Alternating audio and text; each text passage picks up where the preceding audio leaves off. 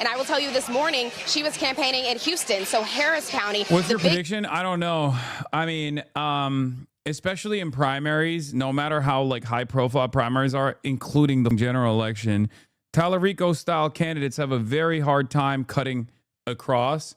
I don't think Tallarico was Bernie endorsed either. So he has a lot of, it's very difficult.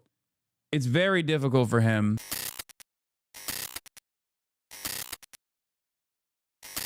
NBC special coverage has begun. This year is the year they can maybe turn Texas blue. Republicans are thinking they want to keep it red, obviously, but that is going to be interesting depending on what happens in that state. You see the Crockett race, Tallarico.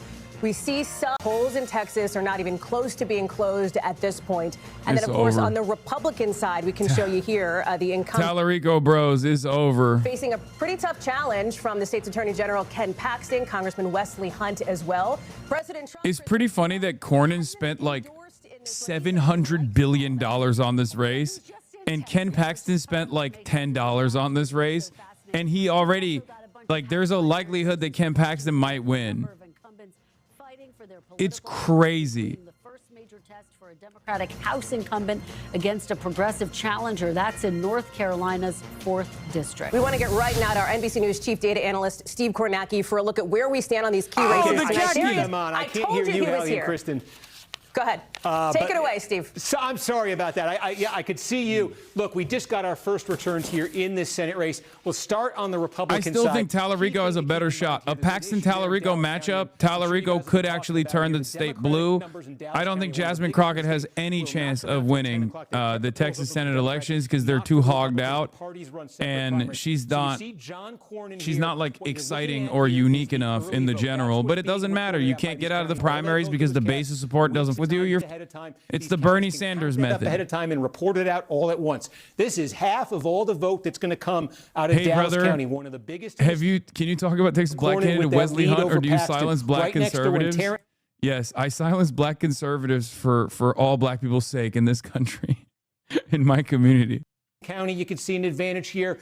This is Ellis County, fast growing south of Dallas here. I think the thing to keep in mind, two things to keep in mind on this Republican race is this area where the vote is coming from right now and where Cornyn is leading Paxton is probably going to be the best area in the state, or one of the best areas in the state for John Cornyn tonight.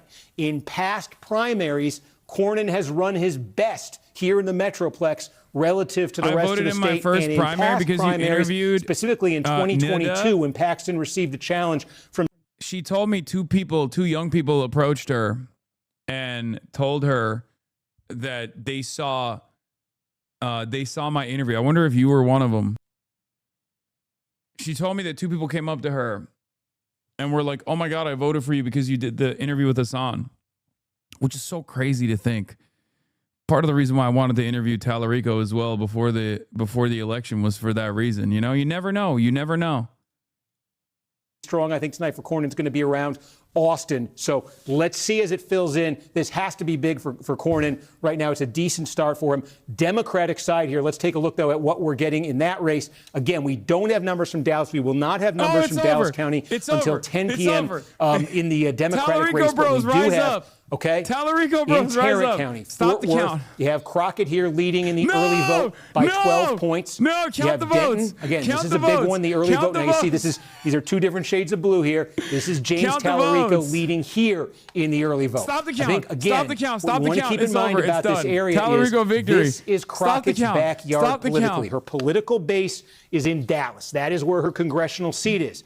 All of the polling in this race going into this election had said that Crockett was winning and winning big with the black vote. There was a lot of sort of disagreement between the different polls out there. The one thing all the polls agreed on was that Crockett was winning big with the black vote. That means we won't know till 10 o'clock, but she needs a gigantic number out of Dallas County when that finally comes in. There's a significant black population, and it's her political base. She's also expected to do well in these other counties, like in Tarrant County. I think early on she's getting the number she needs there. The question is going to become, this is the early vote, when we start seeing the vote that was cast today, how does that look? Is it also 56% Crockett, or was Tallarico doing a little bit better in that? That's going to be the second piece of this to come in. But we're getting big pieces of real estate starting to come in here. Everything you're looking at right now, keep in mind, though, is the early vote. 100%. Steve, you're teeing us up, I think, for a really important piece of the conversation, this thing that has developed in really just the last maybe 45 minutes or so. Steve, stand by. I want to bring in our Priscilla Thompson, our Ryan Chandler, our team on the ground in Texas.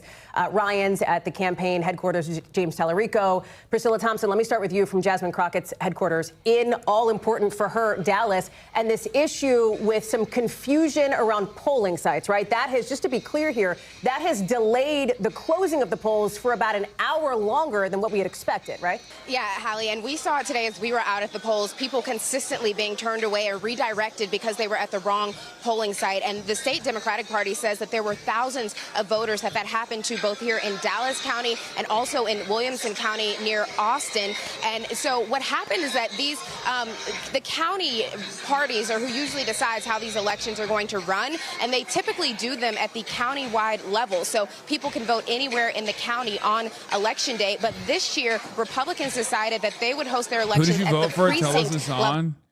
Oh, I voted for Paxton. Duh. Are you kidding me?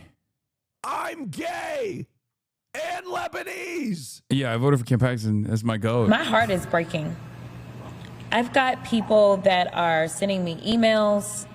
I have video recordings of voters that I've are already crying seen the accidental and shoot hurt. down of the F-15. None of this should have happened. Let's talk about the many failures. Let's talk about what was intentional. Number one, the Republicans only did this to intentionally disenfranchise and confuse voters. So I am asking you, I am begging you to make sure that you go ahead and figure out where it is that you are supposed to vote, stand in line, wait in line, and if it means that I gotta come out there with you to wait with you, I will do that. And she said this is the biggest thing that is making her nervous heading into the night. The state party estimates that there are about a third of the voters that they believe who were turned away. And so as you heard there, she's urging people to go online, figure out what their correct location is, and then get to that location and stay in line to make sure that they cast those votes. And Priscilla, talk to us a little bit about the closing argument that you are hearing from Jasmine Crockett. She is trying to make the case she'll be able to drive out the African-American vote in a general election, that she can win, that she's a fighter. We've seen that in the House. What has she been telling voters to try to close this deal? Yeah, that is her message, that she has the credentials and she has the backbone to get this done, that she is going to be that fighter for people. And I did speak to one voter today, a young black woman, 29 years old, and she said that she believes Crockett is going to speak for her in the Senate and fight for her in the Senate. And even though she was one of those people who was turned away today, she did go to that other location. She told me that she was going to go to that other location to make sure that her voice was heard. But of course, Crockett's name of the game here is running up the numbers. She did tell me that Dallas County, that if the early vote comes out and she sees those numbers looking very good in Dallas County, that she's going to feel very good heading into the night. But she also said, as Steve Kornacki mentioned, that she's looking at Tarrant County. That is the most populous purple district in this area and also sort of in her backyard here. And I will tell you, this morning she was campaigning in Houston, so Harris County. What's your prediction? I don't know. I mean, especially in primaries, no matter how like high profile primaries are, including the general election, Tallarico style candidates have a very hard time cutting across. I don't think Tallarico was Bernie endorsed either. So he has a lot of, it's very difficult. It's very difficult for him.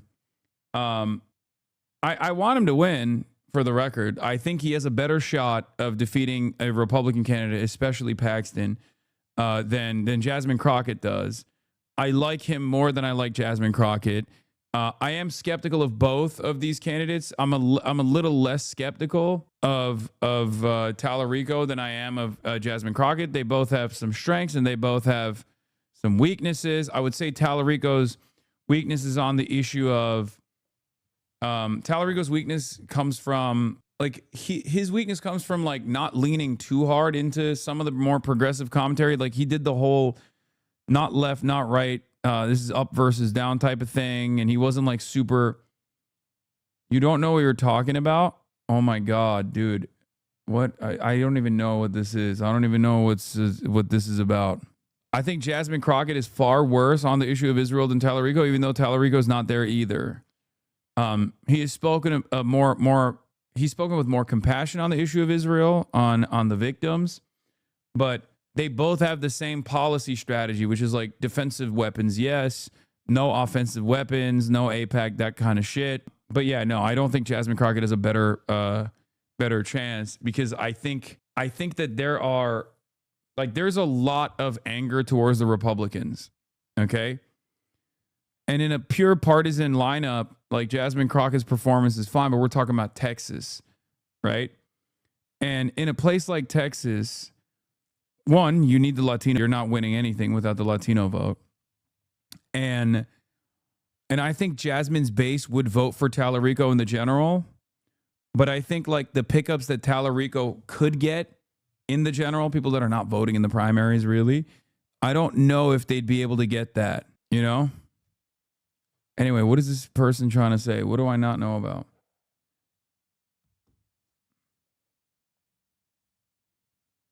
Exactly. Okay, so you don't know what you're talking about?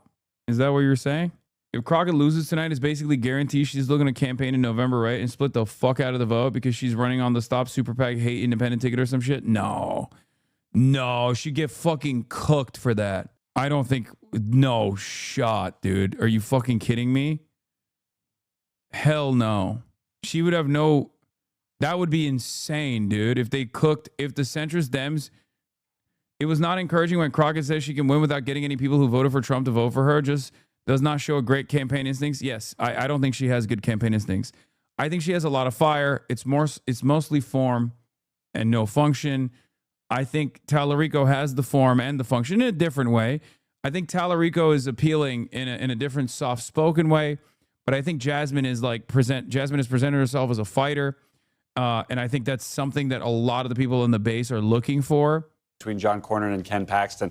John Cornyn has to demonstrate some real enthusiasm here. He has to create some for himself, because on the Republican side, when you look at this midterm, the turnout falls off, or when you look at the runoff that they're potentially going to go into, turnout falls off a cliff. It's the day after Memorial Day. It's a Tuesday in what amounts to summer in Texas. It'll probably be close to 100 degrees. And Cornyn, as the kind of the establishment guy here, I think has to prove to a lot of people, including to the White House, that he can keep Republicans animated, that he can keep them coming out. The way that these runoffs are structured on the Republican side, that's part of the reason you have a Senator Ted Cruz. He, ended up knocking off Lieutenant Governor David Dewhurst in a runoff when he first won. These ultra-low turnout affairs where it's the base of the party, the kind of people who really like Ken Paxton. Cornyn needs, if not to win tonight, to at least keep it super-duper close. You can tell Garrett knows a little bit about Texas. Right? Are you from there? That's so crazy. I've had some layovers. Well, Garrett, it takes me to my next question. Tallarico has a shot to jump to the top of the 2028 list. Is crazy. Won a Senate race in more than 30 You're fucking years. nuts. I remember covering the Obama administration, and they were saying, we're eyeing Texas. Texas is a possibility. It has been fool's gold. Yeah. Moderate for Democrats. Tallarico. Talk a little bit about versus why progressive Crockett, and about the extent to which tonight, quite frankly, is a test of the issues as well, whether it's affordability or foreign policy, which is now front. Yeah, that's exactly right. I mean, look, there's 30 million people in Texas. It's a huge state. You've got all these different media markets. I think that's part of the reason it's been so appealing to Democrats over these years. You look at Texas and you see Hispanic vote, particularly in Harris County. What the fuck is this article, bro? Where do they differ? In areas that can even be harder to measure and untangle superficial and subjective characteristics like political style, objective or fraught categories like race, gender, and religion. By many measures, Mrs. Crockett is not an unusually progressive Democrat. Yeah, she's not. That's why I don't like her. Like, that's literally why I don't think she's great. Why is that surprising, though? Oh, that's right, because she's black, and New York Times is a white supremacist newspaper. Let's be fucking real, okay? There is this built-in weird ass fucking thing that even liberals engage in, where they go, oh, this person is black, so they're really libbed out. Okay. That's the same reason why Kamala Harris was considered the most liberal candidate when she fucking clearly wasn't. It's so goddamn annoying.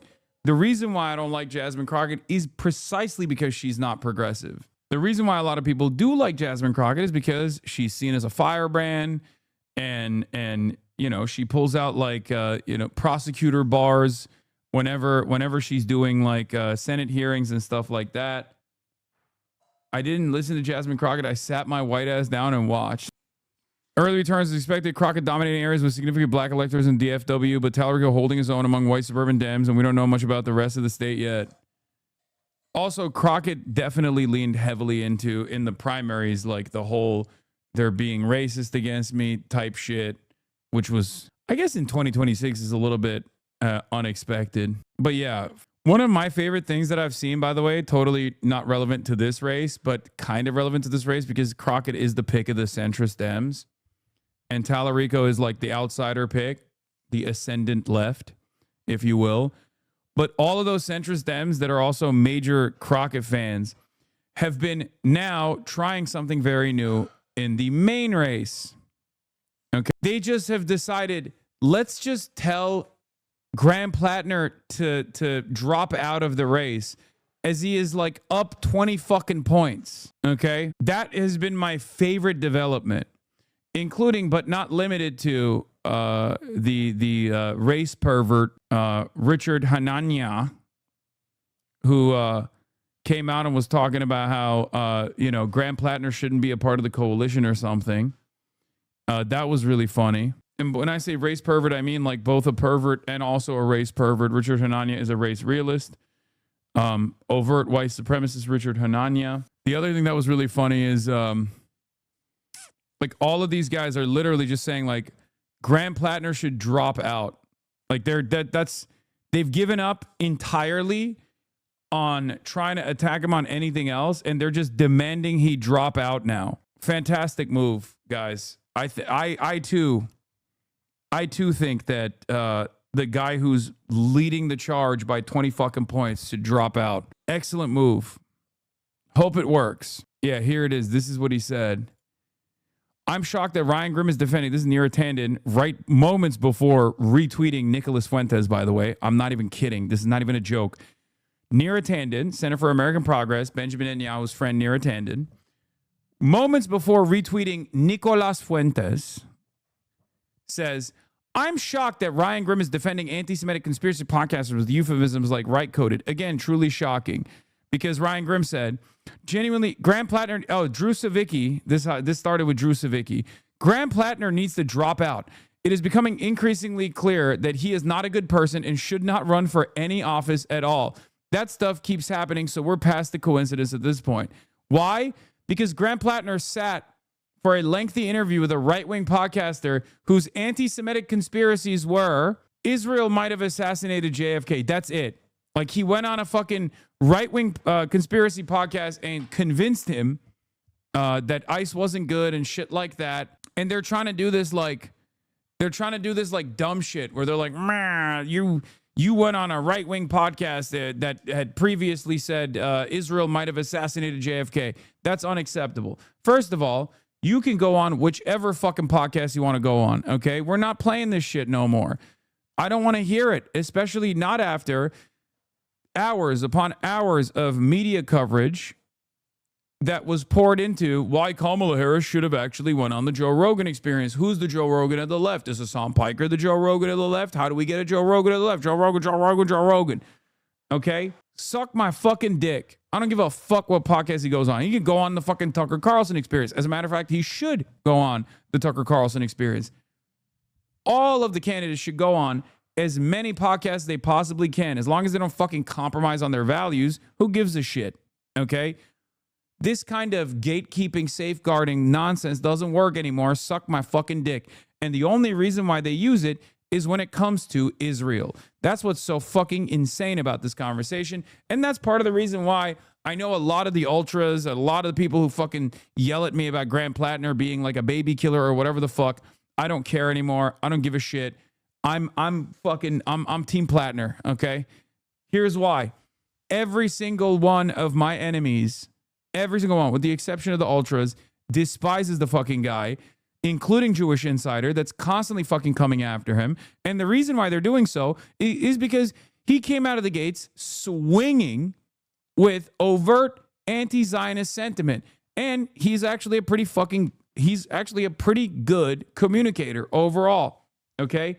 That's number one. No more Mills Mafia. No more Pills Mafia. Okay, guys. All right, we're not joking about Pills Mafia anymore, okay? I'm not a janitary. That's number one. Number two, yell at me all day, every day. I don't give a shit, okay? So Cenk was right and you were wrong? About what? About what? What, like my joke about how ridiculous it is that you guys expect me to fucking lean into Janet Mills instead of Graham Plattner? You took that sincerely? Shut the fuck up, okay? That's number one. Number two, as I said even back then, none of your fucking concerns matter even a little bit because Americans don't give a fuck about someone who is a Marine jarhead, okay? They don't give a fuck. Obviously, that's not a take that is in consideration, as I said over and over again, and it will not be, and the Mainers are going to vote the way they're going to vote regardless. But even outside of that, his foreign policy stuff has actually been far better than like the average Democrats, including but not limited to fucking refusing to go to war with China, all this shit. Anyway, no, Chatter, Hasan was for sure supporting Mills. Seriously, you are the intellectual in the situation. Yeah. So the other reason why I kept pushing back whenever people were like, oh, do we know if he's actually anti-genocide or not, was because, as I said at the time, Jewish Insider was where a lot of this coverage was coming from. And he fucking played you guys. Jewish Insider played you guys like a fucking fiddle. Jewish Insider is where that story came from, that Graham Plattner's brother-in-law was in the IDF. That's where that story came from. That was the inception point of that story, as in Jewish Insider knows how unpopular the IDF is and how unpopular Israel is. And Jewish Insider knew that they could play a bunch of you dumb fucks like a goddamn fiddle, as I said even back then. Okay? But because you're unimaginably easily tricked adults that think that you have some kind of like moral posture in this situation, and many of you are still going to keep doing it, it doesn't fucking matter. Ultimately, luckily, at the end of the day, it doesn't fucking matter at all how you feel about Graham Plattner. Okay? So it's not even that. The Nate Kornakia, the podcaster Graham talked to, is a retired Green Beret who went on Jake Shields' podcast. That's who the anti-Semitic podcaster is, not even Nate. Oh my God. So they're doing secondary anti-Semitism. Like you might have interacted with a podcaster that might have interacted with an actual anti-Semitic podcaster. That's what it is. That's insane. Who gives a fuck? When I see a Jewish Insider article, I go, that's probably a good guy. And you should too, okay? That's it. How many times have they written about me as a fucking anti-Semitic terrorist? Jesus Christ. Wake the fuck up, okay? So, those are some of the reasons. The other thing that they're trying to do now, yikes, people like Plattner are the people who killed 100 plus little girls in Iran. I'll never support that, yikes. Yeah, I don't care, man. Yeah, you got it. Well, luckily you don't have to vote for him. You can vote for, illegally vote for Pills Mafia, okay? You know what it is? Here's my controversial opinion that I actually never revealed at the time, but I've been thinking about this quite a bit. There are officers that run all the goddamn time, okay? This one is a fucking grunt, and that's the real reason why he had his hands on a machine gun. He probably fucking shot people, okay? 90% of the goddamn fucking Democrats that run as veterans are officers, okay? They go through the officers program. They're clean cut. You don't even think about their service in the same exact way. You only think about it with Graham Plattner because he fucking wears it on his goddamn chest sometimes, like with the fucking Nazi tattoo. Okay? But that's it. You're not ready for this conversation. But when you see a fucking grunt ass crayon eater like Graham Plattner, you automatically go, oh, that's a baby killer. I bet that's a baby killer. You don't feel that way about John fucking Kerry. You know what I mean? That's it. It's because he's a fucking grunt. That's literally it. Anyway, the worst aspect of it is obviously the fact that he did a stint with Blackwater where he was security for embassies or whatever the fuck. Okay, that's it. That's the most consequential aspect of it. I never even got a chance to unironically interview him on these issues. And this is the reason why they didn't want to come on. I don't give a shit if they don't want to come on or not. I still think that he is clear cut the better fucking. He's clear cut by and large the significantly better candidate and one of the best candidates in the Democratic Party's lineup right now. Okay. Anyway, so I genuinely think that there are people in my community, like long-term people in my community that are what do you call it? They're just like, this is got to be like a near attendant op or something. Elections are lost and won by who the fucking candidates are. Okay? On the opposing side, you have a Republican. On the Democratic Party side, you have Graham Plattner, who is infinitely closer in his campaigning and his policies and everything that he's saying now, rather than whatever fucking Reddit post you read from however many years ago, okay, versus Janet Mills. That's why I kept jokingly saying, I'm Pill's Mafia, I'm a Janitsary, to help you come to terms with that reality that maybe you sound kind of fucking stupid, okay? If that's a fucking deal breaker for you, so be it. I don't give a shit. Okay, gladly wrecking the DNC until the day I die. No, I think his experience was working at Abu Ghraib and the mass tattoo is what makes people say that. Okay, none of you can vote for him anyway, so it doesn't even matter. And everyone that was going to vote for him that lives in Maine is going to vote for him regardless. I'm talking about something entirely different. Also, you're not fucking wrecking the DNC. You're not wrecking shit, okay? You're not. You're not wrecking anything. You're not. You're not wrecking the DNC by literally aligning with fucking Neera Tanden. At some point, you have to stop and think, take a deep breath and go, I wonder why all of the DNC operatives are going after this fucking guy. Just think. Just think for one moment why you and Neera Tanden on God's green earth are fucking aligned on this issue. Does that not give you pause? Why is it that it's you, Jewish insider, AIPAC lobbyists, Neera fucking Tanden, every establishment Democrat, and Chuck Schumer are on the same side of this fucking story? There is no magical third-party candidate out there in this fucking seat with actual electoral viability. I am not repeating the lesser evil talking points because this isn't fucking lesser evil. If Kamala Harris came out with I said this at the time, if Kamala Harris came out with Graham Plattner's platform, I would be door knocking for her. I would be slamming my head into every fucking door I possibly can. If Kamala Harris came out with Graham Plattner's platform, Donald Trump wouldn't be fucking president right now. Shut the fuck up. God, I hate the left so much. Anyway, you're looking at a guy who's fucking pro-Medicare for all, anti-Zionist, anti-genocide, anti-fucking militarism, and you're like, literally calls himself fucking socialist, got the DSA endorsement early on, got the union endorsements early on. I hate all of you. Shut the fuck up, please. Not against China? No, against China as well. Yes, against China as well.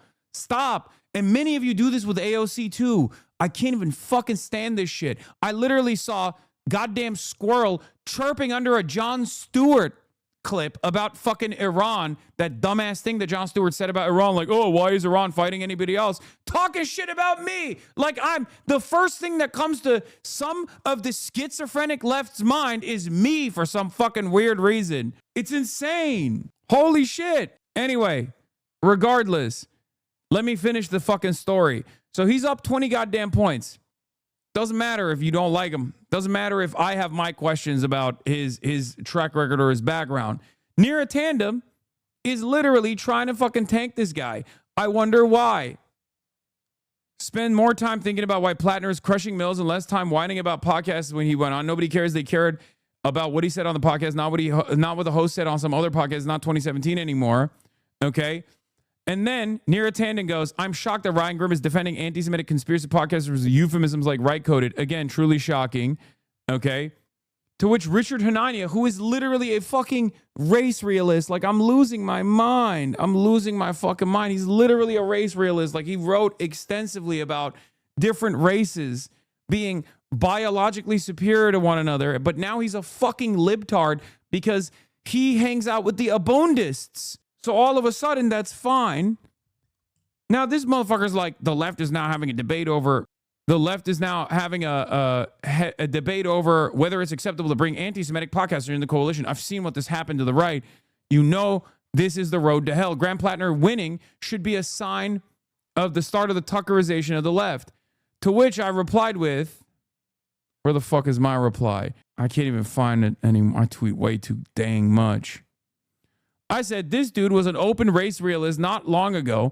A couple collabs with Vox writers, and he thinks he should be choosing who gets to be a part of the Democratic coalition. Lamau, get off Plattner's dick. To which he said, presents your worldview better than most Democrats. Something that he understands, by the way. Something that this fucking Nazi, and I hate to say this, but he's Palestinian. This Nazi Palestinian who loves Israel, by the way, agrees and understands, okay? Even though many of you dumb fucks in this chat love chirping about it with your 48-month subscriptions. You're like, pfft. I responded to him and I said, do you think that the Democratic Party should welcome your pedophile race realism and Epstein defense or cut ties with an unimaginably unpopular genocidal apartheid state that's killing your cousins? Oh shit, he's Palestinian. Now I have to take his word over yours. Him and DJ Khaled. Yeah. He must be mad Plattner got the tattoo removed. Leftists recognize and rant about the social conditioning perpetrated by the bourgeoisie. They see a grunt that was social conditioned into being an imperial soldier. They can't stop screeching about him never being able to change ever. Yeah, it's close. North Carolina is close. Okay, chill. What is this? Hey, yo, that's not good. Leftists can overlook a record real estate mogul daughter chick who based for World War III with China, but not the more based Bernie crack because he was the average vet. Yes, he was a fucking grunt, dude. I do legitimately believe that he was a grunt and he was hopped up on grunt juice for most of his life, and then he took fucking psychedelic mushrooms and literally got one-shotted by watching the Majority Report. I know that sounds fucking stupid as hell, but I think it's dumber than assuming that he's a secret fucking neo-Nazi with a Jewish wife, okay, who at the wedding party with his Jewish in-laws was running around with a fucking Totenkopf tattoo. I can't believe it. It sounds unbelievable. It sounds dumb as fuck. I know, but like, it turns out that's just how Americans are, okay? Isn't that fucking crazy? This motherfucker was shirtless dancing with a neo-Nazi tattoo on his goddamn chest with his Jewish in-laws right there, shirtless, at his fucking wedding. JD has an Indian wife just saying, yeah, I wonder what's more commonplace. Like, first of all, JD was a fucking libtard when he got married to his Indian wife. What are you talking about? He literally was busy writing books about how the white working class in Appalachia deserve less and should eat shit. JD Vance was talking about how Donald Trump is Adolf Hitler, which implies his in-laws didn't know what it meant either. I know. To me, it sounds fucking crazy. But I guess crazier things have happened. Damn, I got ignored. Now I got to change my entire political stance. Motherfuckers have never actually been friends with anyone in the military. My brother's a Marine, and one of the most out-of-pocket motherfuckers I've ever met. Says some absolutely insane shit, but his heart is in the right place. These dipshits need to realize not everyone's going to be 100% morally perfect. No, you don't understand, dude. You don't understand. Every time I have this conversation with people, they try to like debate pervert me for some fucking weird reason where they're like, oh, social conditioning. No, it doesn't take social conditioning to join the military. It doesn't matter. Even if they join, I'm going to be honest with you, even if someone joined the military because they're a fucking bad person and they were like, I want to join the military because I'm a bad guy and I want to do bad things. If they get out of the fucking military and they're anti-war and they change their fucking ways, I'm going to support them. Okay? Suck my fucking dick. And I've never shied away from revealing that perspective, okay? No, it's not a comparison between saying the N-word to active imperialism. It doesn't matter to me. I have said this already. I have literally said this so many fucking times. And for all the LARPers out there, once again, for all the LARPers out there, none of you know how to fucking hold a gun, okay? Imagine People's Liberation Army. Mao Zedong's like, y'all fought for the Kuomintang? Nah. Y'all fought for KMT? Nah, not gonna happen. Can't have you on board. Sorry. We have ideological purity in this battle. Okay? There are important lessons to learn there. Oh, you were fighting in the imperial forces for Tsarist Russia? Sorry. Can't have you on board. Shut the fuck up. Okay? A lot of you, especially those who claim to read a lot, who claim to understand theory a lot, genuinely cannot fucking comprehend that what people have done in their past is inconsequential if what they're doing now is against it, okay? If they're your allies now, we don't have the fucking numbers. We don't have the numbers to just go, I don't want this guy on my side, okay? I don't want this guy on my side. And it's always the same people who think they're going to fucking firebomb a forward operating base that don't even know their ass from their fucking elbow, that don't even know how to shoot a goddamn gun. It's always those motherfuckers who are constantly complaining. I think a lot of this goes back to many people thinking their online existence is something more meaningful than what's going on outside their doors. Crazy to me that you have to give this lecture every fucking day because people need to get a grip, but they can't, okay? Anyway, let's get back to some good stuff here. Apparently, Tallarico is actually doing really well. As expected, Tallarico is dominating Austin area home base, winning Hayes County 74 to 26%. He's the heavy favorite based on everything we've seen so far, according to Dave Wasserman. Holy Toledo, ladies and gentlemen. Holy Toledo. 10 goddamn years ago, people on Twitter were starting to get fooled by people who were Nazis running sock puppet accounts like this. Now we have legitimate people who are on the left who are lazy, who've been tricked by what is wrecker shit. Yes. That's why I don't give a fuck. I don't shy away from stating my position every single time. Whenever this conversation around veterans comes up, I always fucking explain to you. I will always take the time out to explain to you over and over again, tirelessly, this notion that, oh, someone was a veteran, someone was a grunt, someone actually fucking fought in imperial wars is utterly irrelevant to my calculation if they're turning around and saying that shit was fucked up and I don't want other people to fall into that same trap. Out of his backyard here. Okay. Maybe a little bit bigger than expected. It was enough to vault him into the lead in the statewide count. But this is very patchy in terms of where we're getting the votes from. And remember, Crockett's own political backyard, Dallas County, we have nothing from, and we won't have anything until 10 o'clock. Yeah. So one way to look at this is, Tallarico just landed a pretty big punch from his home county. Now, when we get Dallas, can Crockett do the same thing? The pressure, I think, is going to be on her to do that. Can I ask you, press pause on Texas for just 1 second. Take us to North Carolina. We just made those projections here at NBC News. Again, not altogether surprising. The front runners have been projected to be the winners. Tell us how they did it, what you're looking at, and then this other critical House race that we're watching as well in North Carolina, and what you're seeing sort of on the early side as votes are coming in there. Yeah, I mean, again, obviously, it just sort of validates what we thought in terms of what the Senate matchup would be there in North Carolina. But this is a night, I think, when Democrats, this sort of no surprise. That's great. He's saying those things. What actions he's taken? Has he been organizing with rapid response to protect people from ICE? Has he been organizing at all? I haven't seen it. Perhaps you should see it. Perhaps you should study it and then come back, because the answer is fucking yes. Whose fault is it? Yeah, he has done that, actually. So does that change your calculation? Look, it's a 50-point margin statewide. It is only the early vote, so again, there's some room for change here, but it's going to be a landslide for him. It clearly is. Cooper obviously was essentially the de facto nominee to begin with, so this is just one where it's set now, what we all thought it would be, and this is going to be one we spend an awful lot of time talking about. Also, why am I arguing with you motherfuckers? Everyone that lives in Maine that is a part of my community is 100% voting for him anyway. I don't even know why I'm arguing with you motherfuckers on this. Because every single person that's chirping in here is not in Maine. They will never vote in general in Maine. It doesn't even matter. Literally everyone that is in close proximity to Maine, or everyone that is even in the fucking East Coast that is a little bit more tuned into what's going on with Graham Plattner's campaign, they're already a fan of his. What I'll say, the janitors and the aircraft carriers are war criminals, except for Jared Ford. My goats. Yes, dude. Yes.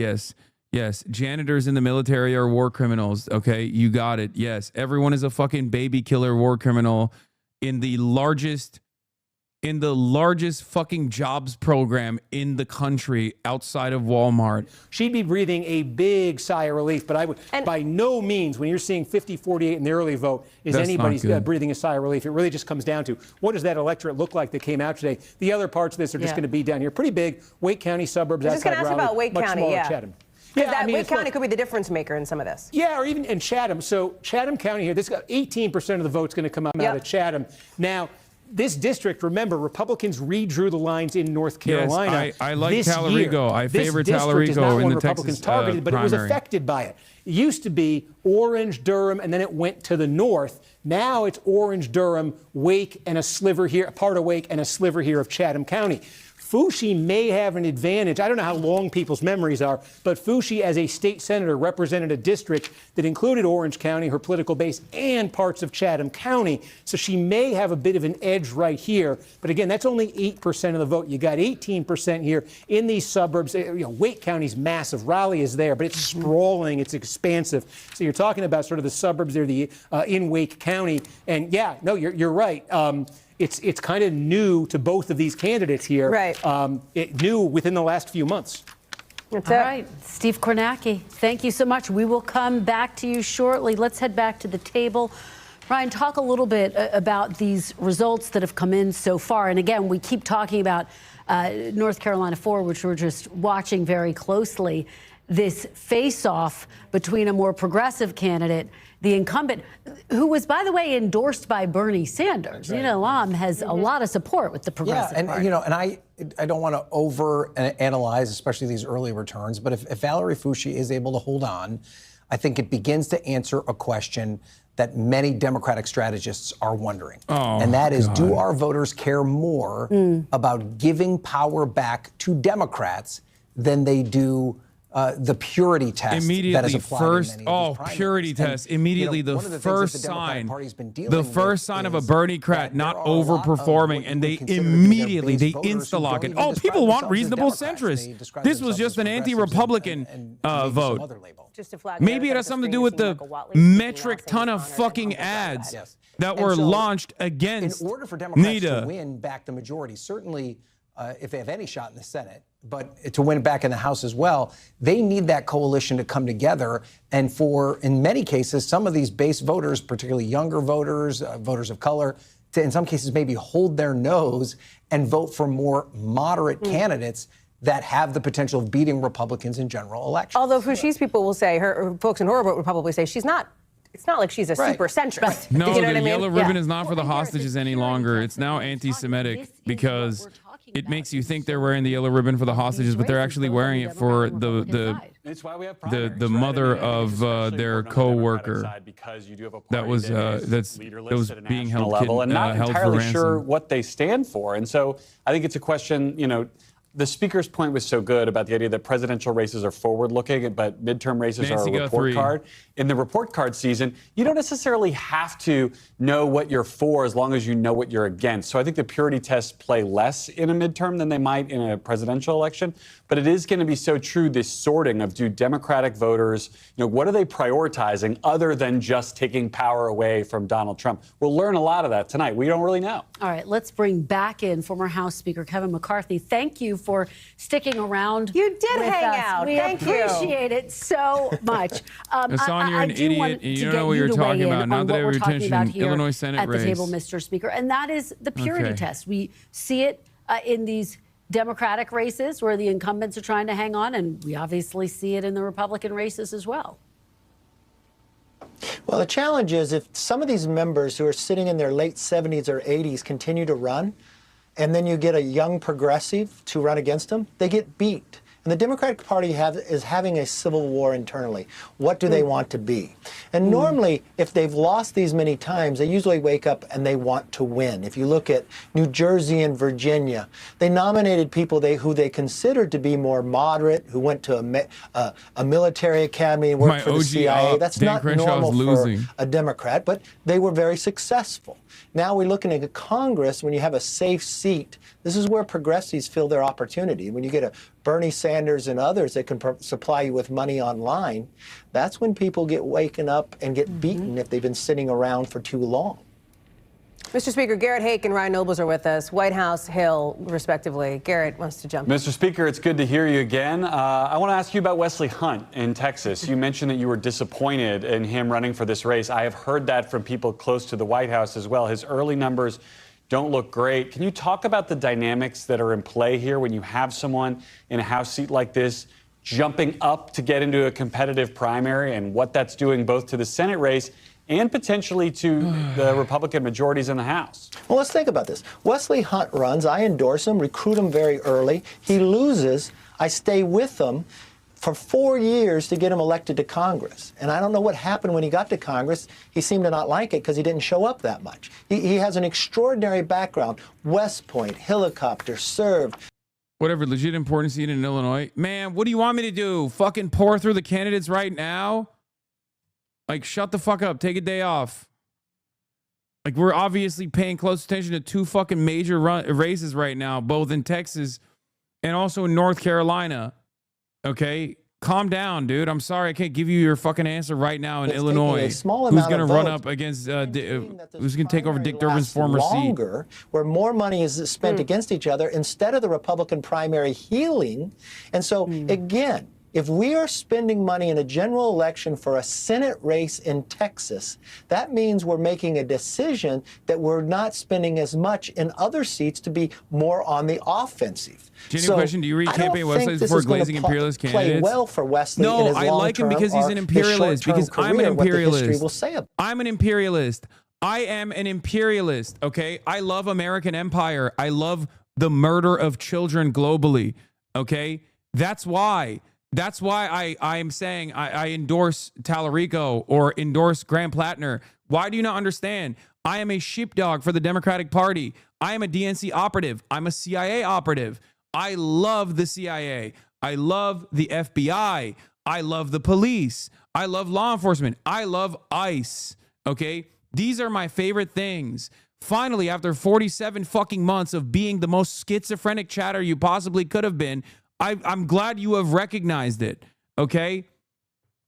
God damn, dude. Go build communism. Build communism right now. Build communism right now. Hit the communism button right now. Hit the communism button right now. It's on your table. I know it's on your desk. Hit the communism button right this fucking moment, okay? You post DPRK, DPRK post 1 minute and Glaze James Tallarico next. Can you have a coherent ideology? Brother, my worldview is very fucking coherent. When it comes to elections, I'm going to work within the system to the best of my fucking ability. I'm going to try to get people elected that are closest to my worldview, okay? Go build communism right now. Go build communism. I'll come. I'll follow, okay? I'll be a loyal servant of yours, okay? We live in the... I got to do this one more time. We live in the United States of America. You have to work within the popular base that you have, not one that you wish you had. Not a single person on the planet actually genuinely agrees with you. In the United States of America, there's not a single other person that looks to someone like yourself and goes, that's my guy. Part of that is because they don't even have fucking class consciousness. We're talking about a country where now, for the first time ever since 2016, after Bernie's initial run, like 40% of the base of support in the Democratic Party are self-identifying socialists. Do they even understand the word? Probably not, okay? We need to work to educate them. But what you're doing is not that. You're being a repulsive little fucking annoying nuisance scold. That's all you're doing. And you're scolding someone like myself who ideologically is probably entirely aligned with you. We just have different fucking methods, okay? So stop chirping at me, a guy that is called a fucking anti-Semitic third worldist terrorist who wants to nuclear first strike the United States of America by every goddamn Democratic Party operative, and go build communism. Build it now. Take a week off to build communism. After 7 days are done, when you come back in here, if you haven't built communism, I'm going to permanently ban you. God, normie repellent, dude. Holy shit. There's people in here that are like, you know what? I never actually gave it shit about American foreign policy. I never actually encountered a person who sincerely advocated for people who are on the other side of American bombs. Now I'm beginning to understand what this person is talking about. And then they encounter a guy like this who's like, why are you endorsing a candidate that has not been in support of the Democratic People's Republic of Korea? And they go, what the fuck? Hey, yo, what the fuck? Some of you need to learn how to shut the fuck up. Okay? Some of you need to learn how to shut your stupid fucking mouths up. You just can't. You're a goddamn nerd and you're fucking repulsive and you've never done any organizing whatsoever. You've never done any advocacy work whatsoever. And you think being insufferable shows your moral purity. That's all you do. And the reason why I don't yell about many of you is because you're utterly powerless. And I am too, for the record, but you are even more powerless than I am. Okay? Go awaken the revolutionary potential of the fucking masses and then come back. And Wesley Hunt. And you heard the former speaker there, Steve, talk about the way that the vote has quite frankly been split up, how it is all but guaranteed to go to a runoff. Yeah, I mean, again, the divide here now is very, clear here in terms of, Hunt so far back here, but enough that, look, in the count right now with a third of the vote, Cornyn well short of 50, Paxton well short of 50. So how many mainstream commentators do you know that fucking praise Lenin? Okay, do you know any? Where are they? Are they out there? Have they been able to build large enough fucking coalitions that they become like an active part in the quote unquote left flank party, even though it's a bourgeois party. How many do you know? Do you know any? No, you don't. That's why you're chirping at me. Okay? That's why you're chirping at me. Shut the fuck up. North of Dallas, you see, and we're starting to get same day vote here too, right, Adam?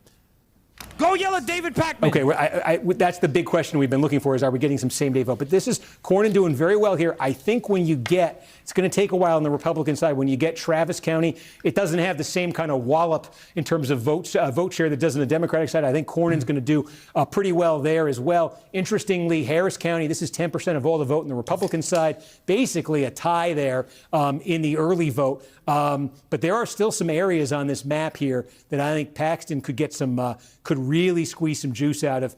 This is the one I think I talked to you guys about this at the start of the broadcast, but Montgomery County, there is no county in America that produced a bigger vote plurality in 2024 for President Trump than Montgomery County. The growth here has been explosive. The population's grown like 400,000 people this century, 750,000 people. It's some of the most deeply Republican, deeply conservative turf you're going to find on the map anywhere. And I'm very curious to see what the number is that comes out of there, because I think the Paxton folks are probably expecting some big things there. I gave my left flank like 8 months of fucking content to worry about. Now they won't have to, now they won't chirp in here. Very interesting. And that's in the exact same area I was just talking to you about. I got to zoom in, geographically small, but okay. Okay. Sorry, there's a lot going on here, but this is the district. This is the district. Okay, there's 2 counties in this district. This is the county I was just telling you about. This is Montgomery County. This is part of Montgomery County, okay? Montgomery County is represented in the state legislature by Steve Toth. That's his political base. We don't have any vote from Montgomery County. Chinese netizens understand me better than my own chatters do. Socialism for all is going to make like 5 new videos. Hasan feels that majority of people in the United States currently lack even a basic understanding of class concepts, let alone the ability to establish proper revolutionary political parties. Therefore, he believes his task is first to make Americans reflect on why they are so anti-left and to give them a foundational education in socialist knowledge. In his view, using existing major media outlets in the U.S., even those run by liberals, to widely disseminate his ideas is the best way to do his best under the circumstances. Oh my God. Common Chinese W. Oh my God. Oh my God, common Chinese W. Look at that. Look at that. It transcends beyond the language barrier, it seems. They can understand it. It's crazy. I explain it every day. And yet there are so many chatters who encounter it like this is the first time I've mentioned my worldview, whether it be my advocacy, consistent and principled advocacy about rehabilitation, okay, about what people have done in the past are negligible and are irrelevant if they do not represent who these people are now, okay, or my advocacy for having a broad base of popular support. And in order to build a popular movement, a popular revolutionary movement, you still need to be popular at some point, okay? We do not have the numbers on our side. I'm not going to cast aside people who are on their ideological journey in my direction. Oh my God. Every single fucking day. And it's so funny because like, I think the reason why people chirp this much is because they get a little bit of comfort in here where they think like, oh, well, all of us, we do have like more people who are self-identifying as socialists. Well, I'm going to gatekeep socialism by being fucking repulsive. Okay. I'm going to try to gatekeep it because I'm a fucking hipster and I don't understand how building a broad base of support works. Sometimes I think a portion of our chat is leftist because they think it's cool and countercultural and not because they truly understand what's growing up in a debased empire produces in its unsuspecting population. We were brainwashed by our own country, and some of these people turn around and want to take a knife and carve the mistakes of our past into our foreheads and condemn the people. Yes, it's also like, look, ideological divisions have always existed on the left. This isn't even that. This is just like, this is pure like American, like a draconian attitude that Americans have. That's what it is. It comes from like American draconian attitudes where it's like American individualism, American draconian attitudes, a lack of understanding of like how heavily inundated with propaganda people are from birth, a lack of interest in identifying their own personal journey and then trying to comprehend what other people's ideological journey might look like. Okay. It's simple though. Do you want to know how that 49-month subscriber is going to come back in here? I'm going to fucking jiggle some keys in front of him with fascism. I'm going to show him fascists that I fucking hate. And he's going to be like, he's going to forget about these ideological divides and immediately lock the fuck back in. I know how to play you like a fiddle. Okay, ultras. I know how to play all of you like a fucking fiddle. All I need to do for liberals, all I need to do is hogwatch. And then liberals go, oh yeah, he hates Republicans. I remembered again. He doesn't like despise the liberals all that much. He just, maybe we have some differences in opinion. And for all the ultras, all I need to do is show you a little bit of fascism and you lock the fuck back in. Because then maybe at that moment, you are reminded of what the task is, okay? At that moment, it causes you to fucking remember who we are opposing, what we are up against. That's why I know, even though I gave that motherfucker a 7-day off, he's going to be in here every single day watching wall-to-wall coverage as I fucking talk shit about Israel and cover American imperialism, because he deep down inside understands that like these are concepts that I get, concepts that I recognize, concepts that I'm trying to educate people on. People who are just utterly oblivious to. It's crazy. Polls closed in Texas. GOP leadership backing, that is a huge feat for Ken Paxton. So they are starting to really soak in some of the early victory, but they too acknowledge there is a long way to go between now and May. And if this primary was already expensive and bruising and messy, it's probably only going to get worse in the months ahead. Let me go to Priscilla Thompson now, who is on the Democratic side of the ledger there. And what's been interesting, and we've been following it really since we came on the air about an hour and change ago, is this issue with the. There was a motherfucker who sincerely said in here, like honest to God, said, oh, isn't lesser evilism the same as Kamala Harris? Like lesser evilism, like as though Kamala Harris and Grant Plattner's campaigning are the same, like their ideology is the same, their advocacy is the same. Now the same day is coming in, and Fouchi's lead is 11 points. How is that same day looking? It's breaking about even, 48-48 right now, with about 9,000 election day votes. Okay, so the same day vote is more friendly to Alam than the early vote. That's significant because Fouchi led the early vote, but it was relatively close, especially in Durham. So now you're seeing in orange, remember, this is Fouchi's base, and Alam is now running even with the same day vote. We've had a fair amount of same day vote come in. She's running even with it. It has tightened the gap here. I can tell you as well, I think this is what would be very good news for the Alam campaign. In Orange County, in 2022, when these two faced off against each other, Fouchi won it. She won it 49-35.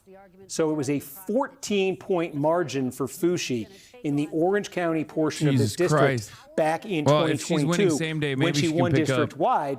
Tonight, it's sitting at 11, and that number, based on what we're seeing so far with the same-day vote, could get smaller. Could come into single digits if it continues on the trajectory that we have. Now, again, Fouchi won what are the the policy district differences between Fouchi overall and Alam? Alam is everything. Alam is a Bernie-crat. Fouchi is a centrist Democrat, super pro-Israel, pro-AI. She's actually conceded on the Israel stuff and acted like in the last couple of months leading up to the election that she wasn't pro-Israel at all. But she's still getting funded by AIPAC subsidiaries. Hakeem Jeffries literally rerouted donations to her campaign from other groups. Pro-crypto, it's just everything bad. Pro-cryptocurrency. Pro-AI data centers. Pro-Israel. Alam, on the other hand, is against all of those things. She's perfect. She's great. Is a county commissioner. She's up 6 in the votes that have been counted so far, early vote. So, again, to put this in perspective, going back to that 2022 race, in 2022, Alam won Durham County in that race 46-40. She trails it by 1.5 points right now, but she's leading the same day that's been counted so far by about 6 points. But that's a benchmark for her. She wants to, again, she lost overall in 2022. So she wants to win this, I think, by at least 6 points here tonight. Take a look down. In terms of the vote totals, this is going to be the smallest to report out tonight. Now this, okay, if you're Fouchi, this is the best news you've seen. You've got 2/3 of the vote that we expect to come out of Chatham County. It is early vote. Do we have same day coming in here? Yeah, I think we have. Okay, that's the $1 million question. Is she also winning the same day? In Chatham, it's just 500 votes, and that was the newest thing that just came in, and that's 9. Alam 46. Okay. So, okay, if you heard that, it's like a wash right now with the same day here. If that's the case, this number is going to come down because, again, there's a lot of votes. 1/3 of the vote is still to be counted here. If 1/3 of the vote goes anything like the vote that Adam just said, which is basically a tie, close to a tie, then obviously what is now a 31-point lead is going to come down. But if it's even in the same day, this will still end up being a Fushi victory in Chatham County. And again, we said Chatham County added here through that redistricting. What propaganda was Plattner subjected to? Please tell. Have you met another human being in the United States of America? Or were you just isolated your whole life? Have you gone outside at all and, like, I don't know, asked the nearest 5 people what their opinion is about Muslim countries? No, I'm serious. Have you? Have you had a conversation with 5 other human beings in the continent of North America? Okay? In the United States of America, in any city, the wokest city of all time. Do you you answer my question. Bitch, I'm the one who fucking actually is asking the questions. I'm the streamer here. What do you mean? Answer, please. Answer my question. Have you gone outside and talked to 5 people, 5 individuals? Have you done so? Yeah, okay, not everyone is the same, obviously. Okay, well then shut the fuck up. Now you know how it works. Much of a pad here in the voting as she can get. With Alam right now. Bro, what are we doing? What are we doing? This is like fucking woke 1.0 shit, okay? Like the notion that people are never subjected to unlimited propaganda. What am I doing this for? If people have already been slotted into their destined, predetermined ideologies, which goes back into good-bad dynamics, right? Then why am I even here? Why am I even trying to educate people? Why am I even trying to organize people? Why am I even trying to do any sort of broad awareness initiatives? You know, people are born with the predetermined ideology, okay? And there is no such thing as cultural forces. Social conditioning is utterly immaterial, completely inconsequential, okay? That's just how it works. Why do we even talk about the structural forms? Why do we even talk? Oh my God, Brandon Herrera is going to win that fucking Uvalde seat, by the way. You know? Why do we even talk about systemic racism and its impact on people, right? Why do we even talk about any of that shit? People actually became racist because they're bad people. They didn't learn racism. They became racist because they're bad. And you, on the other hand, might have been racist at some point, but that doesn't matter because right now you're an anonymous account on the internet, so no one has to know. But right now you're good. That means you were always good. You were always anti-racist.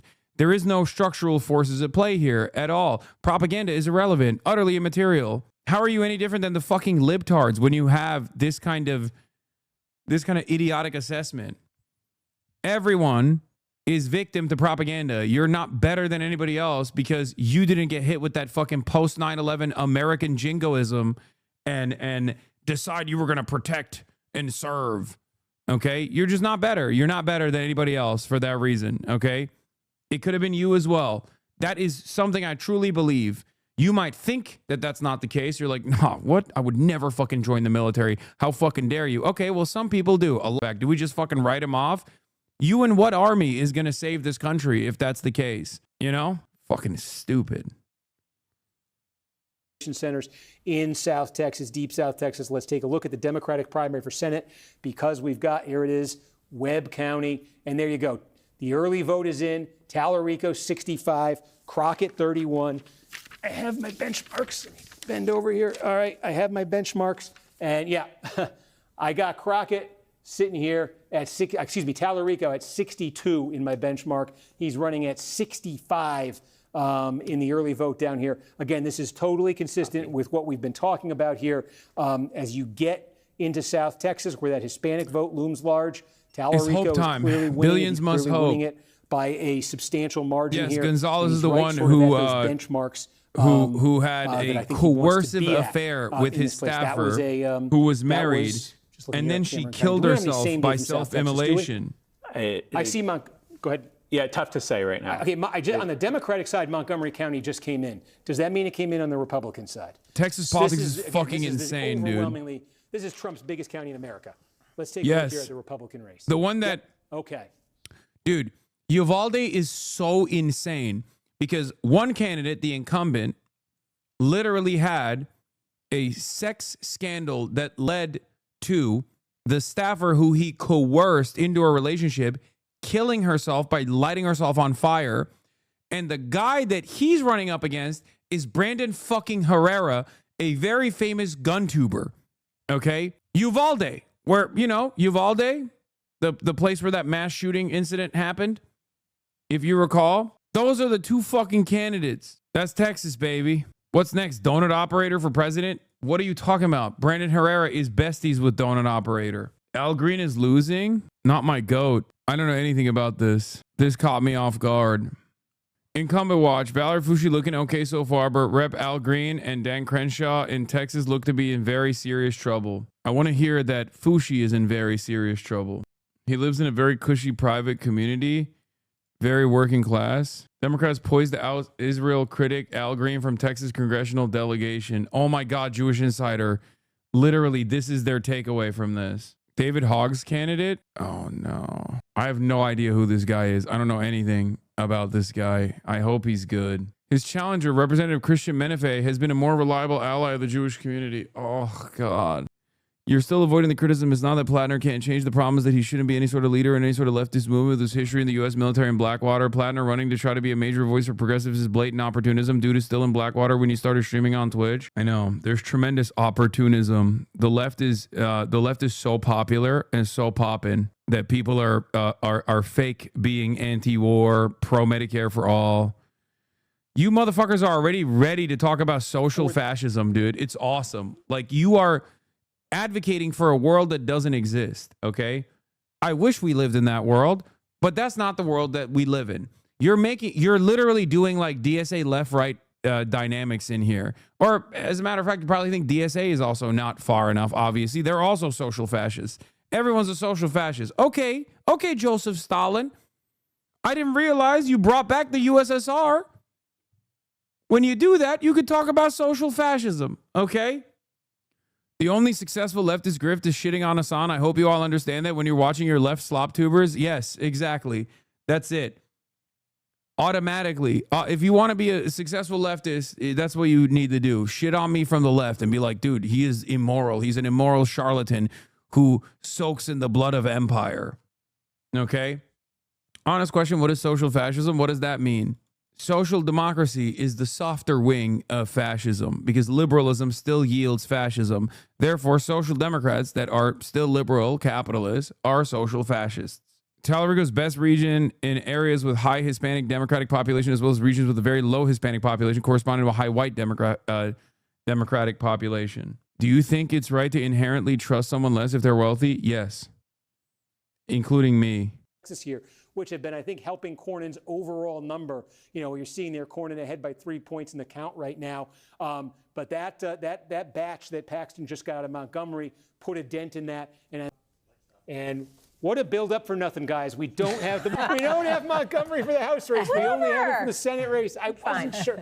I was hoping for a big moment there. But anyway, that when we get that, which I think could be moments from now, I think we're going to know a lot about Dan Crenshaw and what's going on there. All right, Steve, can you bring us up to speed on what's going on with James Talarico and Jasmine Crockett? Because that's obviously one of the big races that we're watching tonight. Yes, and you had asked me about the Hispanic vote, and now I will answer your question because we are finally getting, I think we are getting a very, what timing, you guys?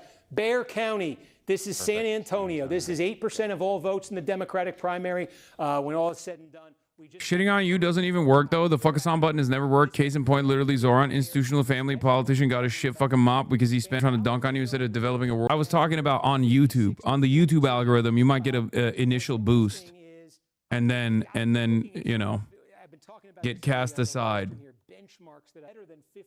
Al Green was redistricted out of his district by the Republicans. Menefee's the young progressive that used to be a private equity lawyer but is pro single-payer healthcare. He's the incumbent of his new district as of 2 months ago. Yeah, but apparently he's like an ally to Israel. South of San Antonio, we are starting to get some big counties here, okay? This is where Corpus Christi is. You are talking like the new world is impossible, though, lol. Entirely possible to return the governance of the land to the indigenous nations, abolish reservations, abolish police as they exist, and start respecting the land again, instead of upholding an entirely fake and unsustainable system.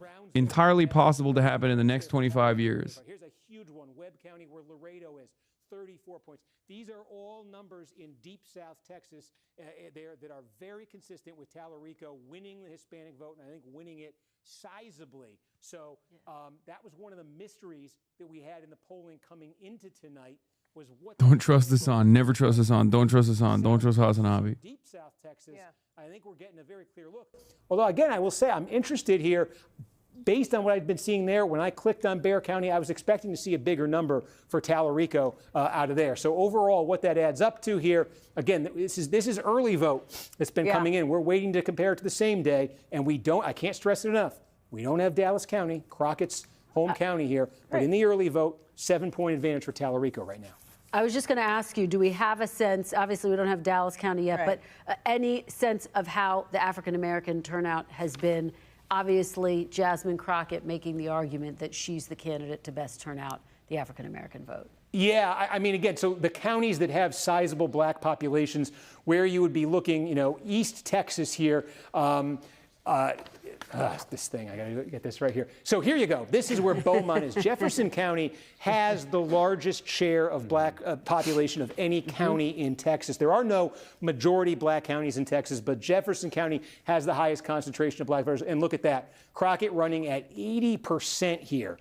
This is the early vote, but this is 2/3 of the vote. And again, this is expected. I think I in fact have a benchmark written down here for Crockett. But Israel's retaliation has been excessive. County. She's running at 80% in the early vote right here. So let's see if that continues. But that's single consistent baby with the candidate who is winning the black vote. Israel or Gaza has to worry about being bombed. So, Steve, we're what babies in Israel have to worry about being bombed, dude? What the fuck are you talking about? In Dallas County and in that section of Texas there. I would never ask you to make a prediction. Who, I wonder, has a bigger fear of...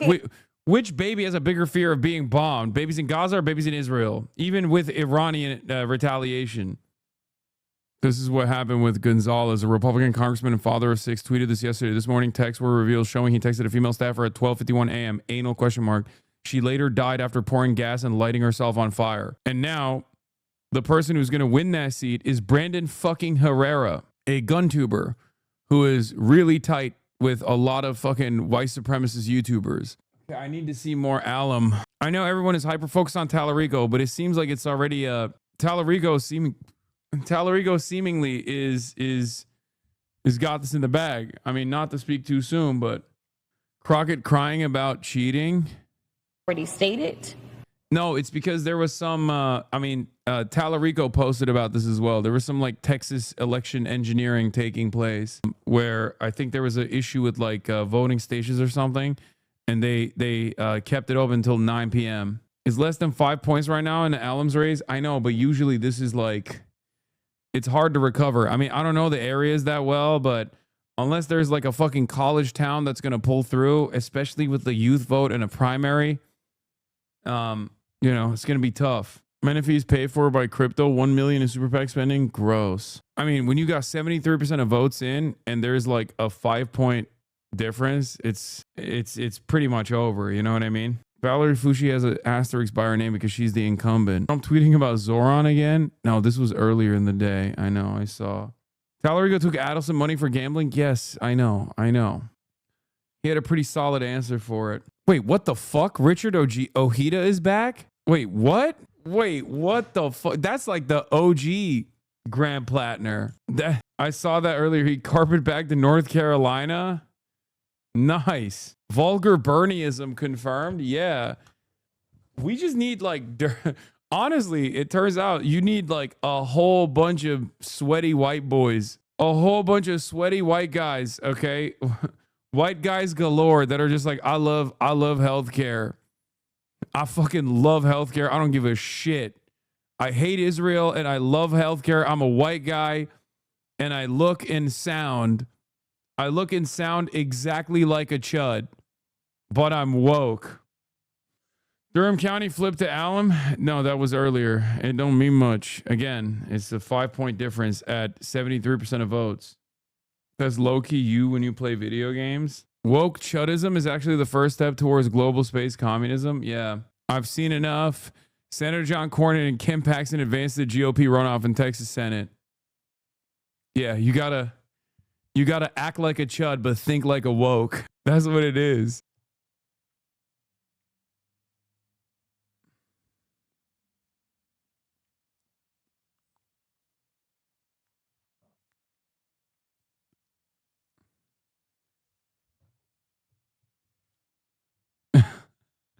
Oh, Jesus Christ. Bro, you haven't been talking to your boy Kyle if this was a surprise? This Democrat is Trump's worst nightmare? About the way Democratic leadership has performed. Yeah, see? Act like a chud, think like a woke. I've interviewed him many, many years ago. I've known when he was in West Virginia, I was pulling for him, but it wasn't time for vulgar Bernieism back then. Formed in this second Trump era. Of course Kyle loves him. This was our guy. This was our guy in West Virginia. He's the real progressive mind in a MAGA body, dude. Yeah. That's why I say he's the OG Grand Platinum. Army major served in West Virginia Senate representing 7th District. Ran a brief campaign for president of the United States in 2020. I mean, that doesn't count. Oh God, I shouldn't have brought this up. Everyone's gonna yell at me again. They're gonna be like, oh dude, you're fucking stupid idiot. You imperialist. You love American empire again. Yeah, he ran in West Virginia's 3rd District. 34% of the Democratic primary, losing to incumbent Nick Rahal, whom Ojeda challenged on the grounds that the incumbent was not doing enough to advance the interests of the district. Pro-labor. Ojeda said, where I come from, when you graduate high school, there's only 3 choices: dig coal, sell dope, or join the army. And I chose the military. He served 25 years in the United States Army, starting as an enlisted soldier before going through officer training and rising to the rank of major. He earned 2 Bronze Stars during his service. He spent time in South Korea, Honduras, Jordan, Haiti, Afghanistan, and Iraq, where he was attached to the 20th Engineer Brigade. He became a junior ROTC instructor. It's important to note that, like, this is just, I think a lot of us have understood for a long time that there is a class of people that exist above accountability, that exists kind of above even like the concept of the nation state, that there are people out there who have so much wealth and so much power that they live in a totally different world than we do.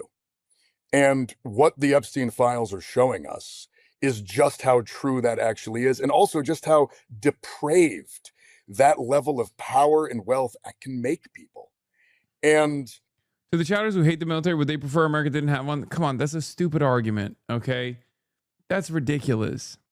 Like what? Oh no, all of our enemies are going to kill us if we don't have a military. Like, that's not what I'm saying. Just work with what you have, okay? Like, what is that? What is that counter?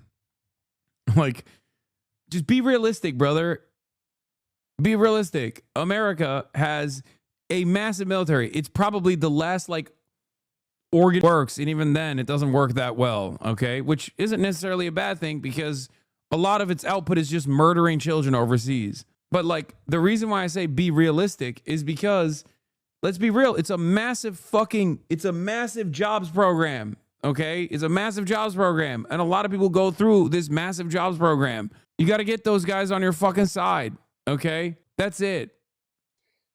It's amazing that it is really kind of bringing in a lot of folks who in other issues don't agree with each other politically, but we are all beginning to realize, right, left, Republican, Democrat, down here in the real world, we actually are just there to be exploited by a small group of people who in some ways are just kind of running the world for their own benefit.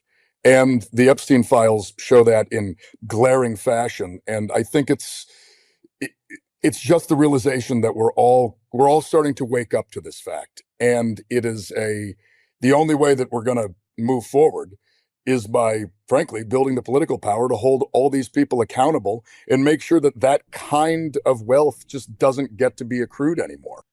He says too many of the right things for me to assume that this is all cynical. Okay, that's it. Ready for this? Because these kinds of things are not heard. These kinds of things are not considered popular. Okay, he will go to Congress and he will bench press every single politician. And when I say bench press, I was in chat for this. I'm surprised. You're an 83-month subscriber and you're not yelling at me right now about how I dared show you a fucking military veteran, even from September 29th, 2018. I've been doing this for so long, dude. I've been doing this for so fucking long. Plattner got the chud microwaved out of his brain by Michael Brooks. God rest his soul. Yeah. No, he walks like a chud, but he thinks like a woke. And that's what's good. Sagis over Nita Allen bros. I'm getting word that every single outstanding vote in Texas Senate raised for Ahmed Hasan. The vote counting officials are refusing to report results to win because they want to suppress him. Link their own tweet award. Look, free frish at the bottom. It's a pattern.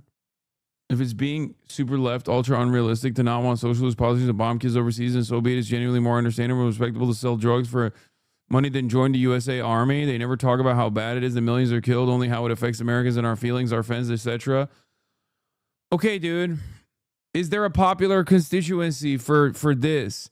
I can't even get motherfuckers to be anti-Zionist without harboring resentment for Jews. And you're over here like the only reason why the actions that are happening in Iran right now are unpopular is because by and large Americans understand that Israel pushed us into doing this, and many of those Americans, let's be fucking real, are actually going, Jews made us do this. Okay? You have to understand the dynamic of like the average person. Like, it's ridiculous. It's ridiculous that I wish we lived in a world where like the third worldist position was the popular one in the fucking imperial core. It's not. Okay? Jesus Christ. This is why I kept repeating even back then, like, you're not, your concerns are not going to be validated at all, especially in an election between fucking Graham Plattner and Janet Pills Mills. Why are you so insistent on defending this fucking Nazi Wehrmacht Marine? Oh, because I love imperialism. I love American empire, and I want to continue it till the day I die. Speaking of an American Navy SEAL getting smoked, Steve Toth defeats Representative Dan Crenshaw in the Texas 2 GOP primary. RIP to Dan Crenshaw. One of my ops is fallen. I need every single person that says, oh, this guy is like a fucking mass murderer of children, to go outside and talk to one person, okay? Just one. That's how confident I am that if someone were to hear your worldview, no matter how correct it is, okay, your skepticism, no matter how valid it is, they would kill you with hammers. If you walked up to the first individual, could be like an 87-year-old lady, okay, in a fucking wheelchair, and you said, don't you believe that the American military is a death machine that is simply around to destroy the third world, destroy the global south, and extract imperial super profits? That old lady would bust out a hammer from her fucking old lady purse and beat you to death, okay? You're fucking delusional. Like, you're insane. This is why I say bus driver test, okay? Go up to a bus driver and ask the bus driver what their opinion is on American imperialism. It also happens to be my least popular point that I make routinely. It's very popular in this community because I've been able to hit you over the fucking head over and over again about America's foreign policy being, not overall good for the world or even people in the imperial core. But like, you're just not, you're when we're talking about elections and shit, like, you're completely fucking delusional. It's not a liberal optics conversation at all. First of all, we're talking about elections. So yes, optics do matter in that situation. And secondly, this is not even an optics conversation. This is you just being delusional and thinking that like your morally correct positions, no matter how sweaty you might fucking come across as, okay, in the real world, your morally correct positions are utterly terrifying or disgusting to the average person, okay? And until you build a reliable base where people have that political education, people have that understanding, that mutual agreement, the respect and dignity offered to those in the third world, you're not ever going to get your points across. So right now, you're arguing with a person who understands where you're coming from, okay, with idiotic expectations. You have idiotic expectations. Kind of fucked up that your point of misinformed people are actually bus drivers. No, it's not misinformed. No. You've also completely misunderstood the bus driver test. I say bus driver not because the bus driver is dumb, dumbass. I say bus driver because the bus driver is a normie. Also, there are fucking bus drivers in this community, okay? Calm down. Jesus Christ.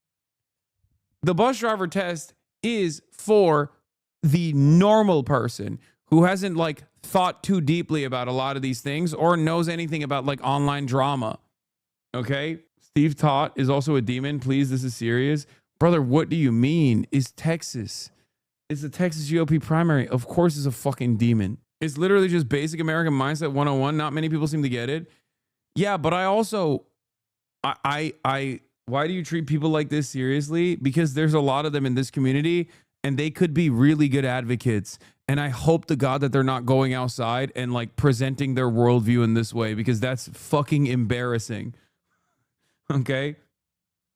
Like, you got to slowly feed this stuff to people. You got to slowly but surely help them come to these conclusions, help them arrive at these conclusions on their fucking own. That's it. But I hope that they just don't really go outside, because I feel like these takes are, it's immoral to be born in America. It's true. I mean, low key, you're not wrong. There's actually so many elitist leftists I'm coming to realize. Fact check status, true. I mean, there are a lot of people who want to like, there are a lot of people who consider it to be like a fanciful ideology that's gatekept. Then there are also some people who like legitimately have a moral position on this. Nita is climbing. Okay, let me guess. She picked up 1 point. Calm down. I hope I'm wrong. Yeah, she picked up half a point and Valerie lost literally 1 point. Ow, fuck. I just pulled my mustache. God is punishing me. Every single person in this chat is a leftist because of norming conversations that we had 10 years ago. DSA's biggest growth days were AOC winning and Zoran winning. Let's be real here. People want to see electoral wins. Look at the UK Greens. They are now twice the size of DSA in a country with 20% of the population of the US. Yes. The most successful way to build a fucking movement in this country is by participating in an organization that spends a good deal of time doing political education. DSA happens to be that organization in this country.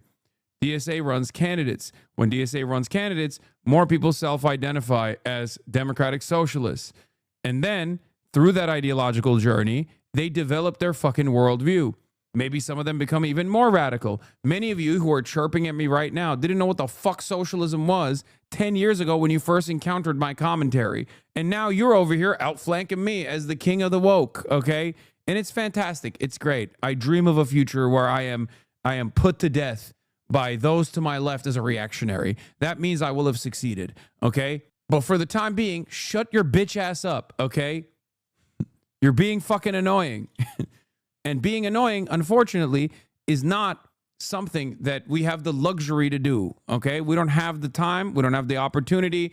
We don't have the numbers. So if you're being off-putting when you're doing your advocacy, you might as well lie to people and tell them you're an anarchist, okay? Tell them you're a fucking RevCom or something. Actually, no, most Americans don't understand any of those distinctions. Tell them you're a liberal. Tell them you're a Republican. Does this apply to Israel? Genuinely asking, what do you think? What do you think my position is on giving people the room to learn about Israel?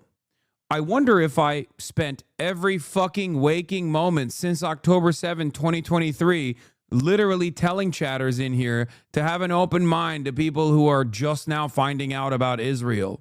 No, I mean, people in Israel, yes, great. Anyone and everyone. What the fuck? What are you talking about? Yes, there are people from Israel that are in my chat. Please stop raising Unk's BP with questions like this.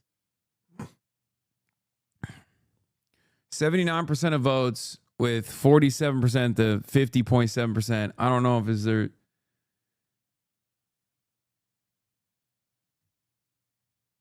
Gallego's got bad news for the Mills Mafia. You endorse. Yeah, Ruben endorsed Grant Plattner. Texas Senate Republican primaries being greatly disrupted by a third-place candidate. Dan Crenshaw says, I lost. Okay. Percent of the vote on the Democratic side. The biggest single thing we're waiting for on this map is Dallas County. How big Dallas County could be, let's estimate 12%. Somewhere in the neighborhood of 12% of all votes that are going to be cast across the 254 counties of Texas are going to come out of Dallas County. And Dallas County is the home of Jasmine Crockett. So an hour or two ago, I've lost track of the time, in Travis County. If Tallarico wins, I go back to Tallarico's home church. county, That's crazy. it turns out generally a slightly I've heard smaller Ed and number of Jermenta votes wanted than Crockett Dallas to County. win. I Is don't know this true? exactly how that's gonna No. look What? with all Where the the fuck turnout did issues you? they've had in Dallas County today? But typically, these are almost comparable in size in terms of votes in a Democratic primary. Dallas County is bigger than Travis County. Travis County, though, Bro, you got to massively tweet out your Democratic, OG band to massive Dan turnout. Crenshaw And now you that he see what lost. that I did don't for fucking Tallarico. care. He was able He's to so get 3/4 irrelevant. of the vote, and he was able to net 71,000 votes. Nita there will not over lose. Crockett. Fushi Now, Instagram again, comments make it so statewide, obvious. look Everybody at hates her. Tallarico's advantage over What are you Crockett. It's talking about, basically dude? Travis County. It's Travis County. There's in one change. comment That's the lead that on her Tallarico has Instagram over post. Crockett She has statewide. 189 And Crockett has likes. the ability Also, here out of Instagram Dallas likes County is not an potentially indication of to candidate deliver. performance I at said all. this, Tallarico delivered What a the punch for fuck are you Travis. She saying? can punch right back with Dallas County. That's the opportunity she has.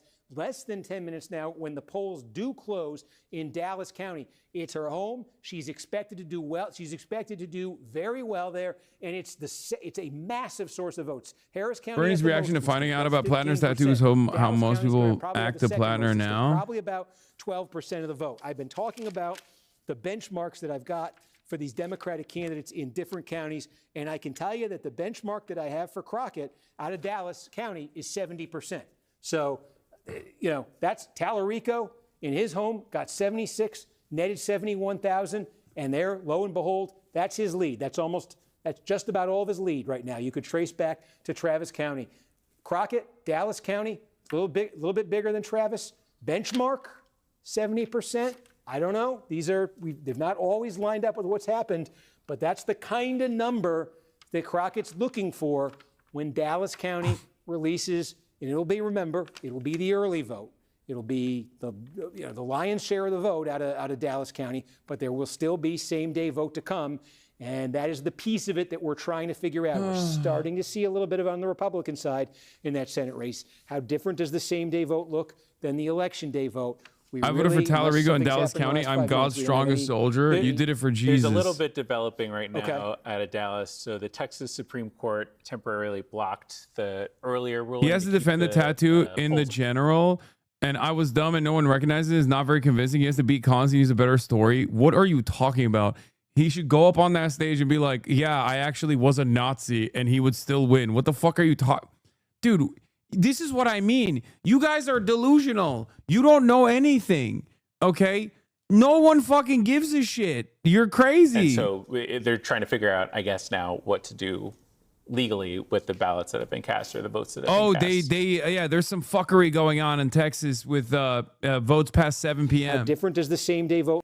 There's a little bit developing right now out of Dallas. So the Texas Supreme Court temporarily blocked the earlier ruling to keep the polls open till 9.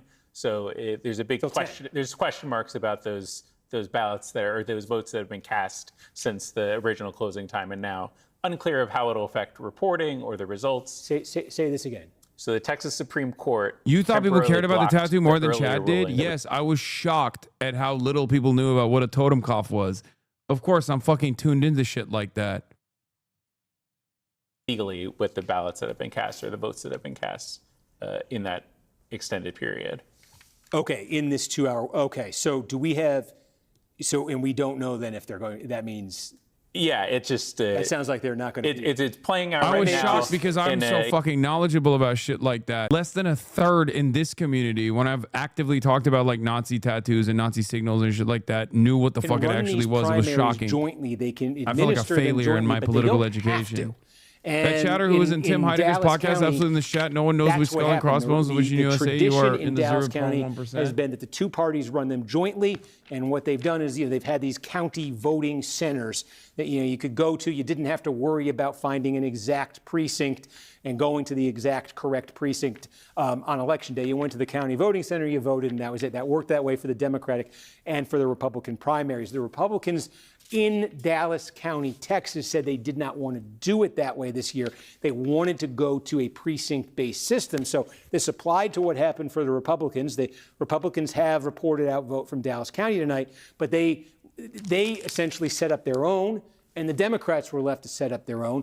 And so this based on precincts, based on voters having to now go to these individual precincts. And there were reports all throughout the day of voters on the Democratic side who were showing up at where they traditionally gone, being told, well, this is no longer your precinct, you got to find your precinct, all of that confusion. So there was a court ruling to keep the polls open in Dallas County till 10 p.m. Now a higher court has stepped in and invalidated that. And so the question is, these last 2 hours, while voters have been casting votes after 8 p.m., they've cast them, a higher court has stepped in. What's the status of those votes? What are they considered?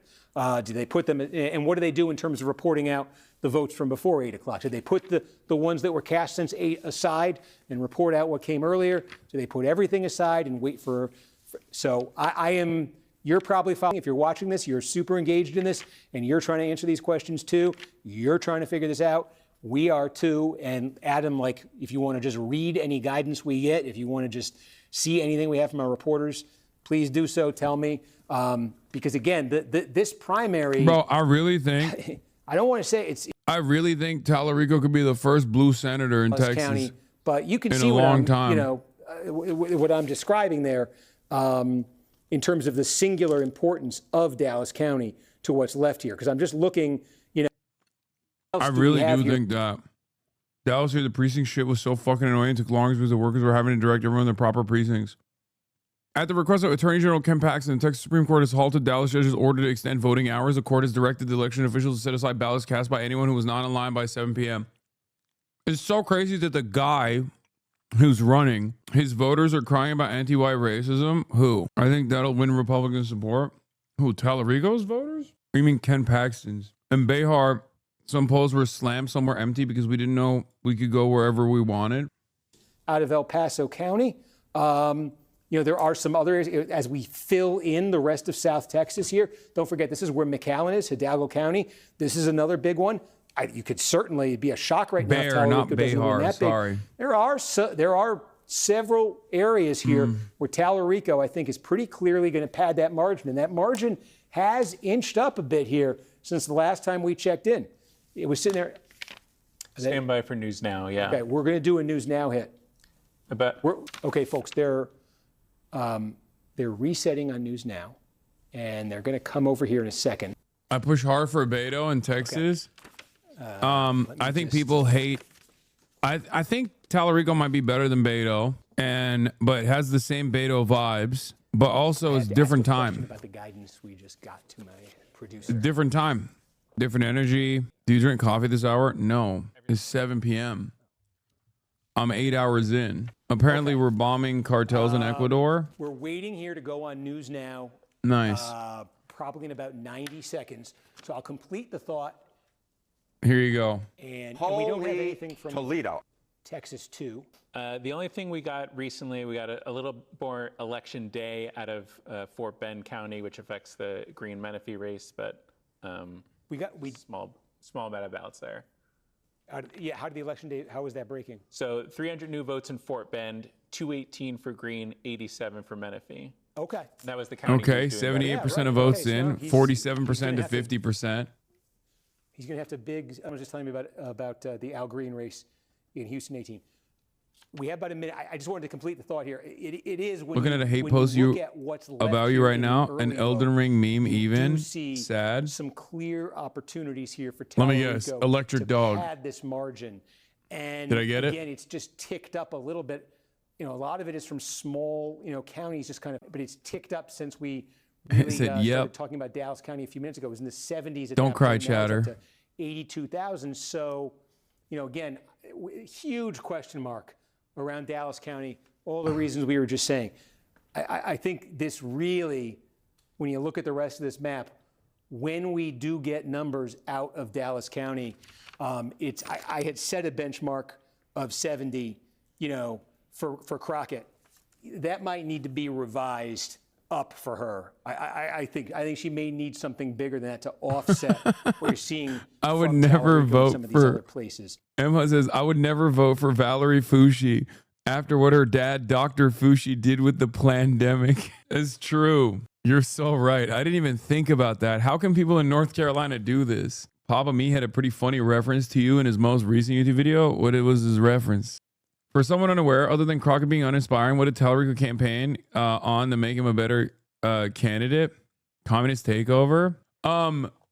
What did Talarico run on that made him a better candidate? I mean, he was both inspiring and also communicated better on these issues. He was talking about false prophets. What does that even mean? Oh, false prophet. Send me the link. He's mentioned you a few times, not negatively either. I know he's like homies. He's really good friends and co-host, I think, with Noel Miller, who is my homie. I think his... Oh! Dave Wasserman calls it for James Talarico. It's over. Channel, how you doing? How you doing? What did he say? Where did he fucking mention me?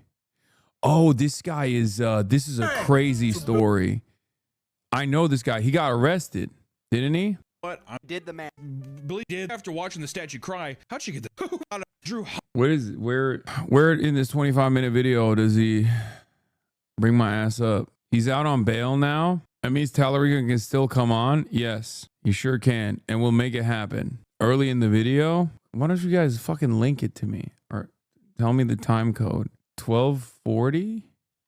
False prophets are an issue even today. Look no further than the bizarre and widely publicized antics of Ebo Noah. Not all prophets stand behind a podium giving speeches all day. Ebo Noah actually gained prominence posting to platforms, but she doesn't have a twin. On more than one occasion, she has shown up to her sermons with a single box of pizza or plate of gnocchi. The f is gnocchi? She stated, and I quote, "It was a pizza for 4, and 25 of us ate from it. It never got any smaller."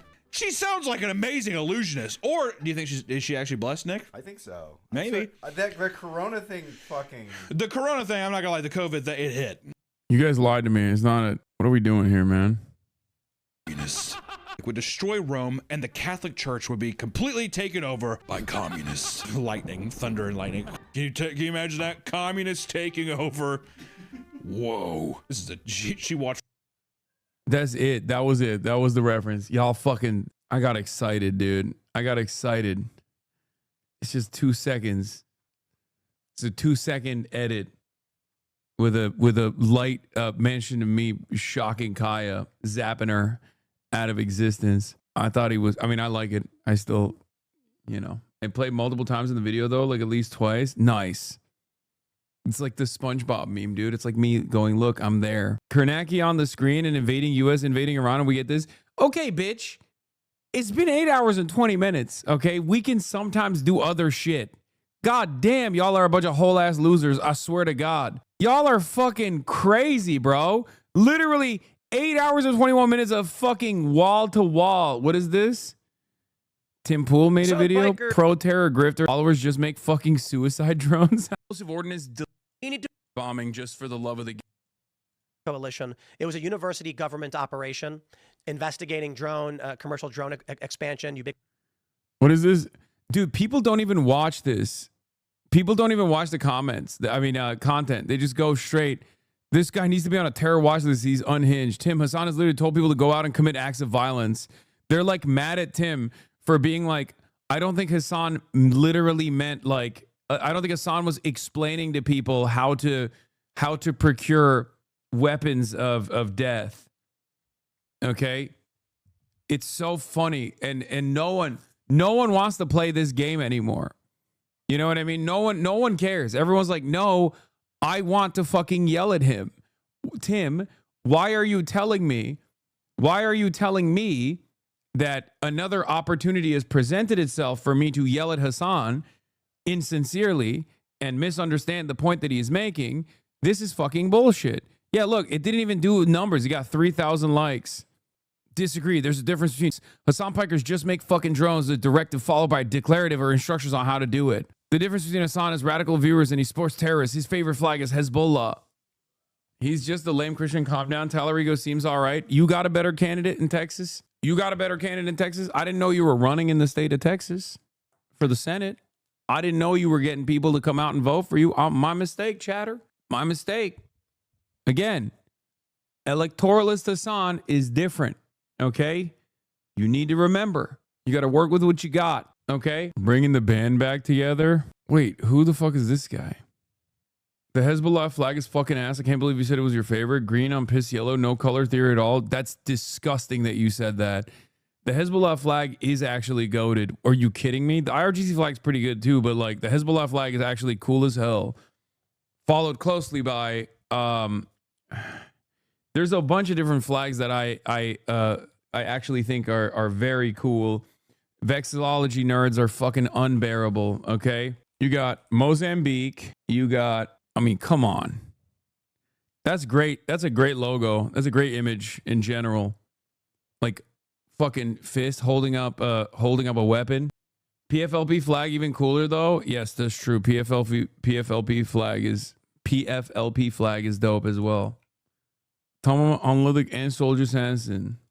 Wow, another Amerifat who likes guns on their flag. Yes, famously, the Amerifat mindset is most commonly represented by Hezbollah. These are literally third worldist, anti-colonialist flags that I'm referencing, anti-imperialist flags that I'm referencing, and you're like, wow, you know what this reminds me of?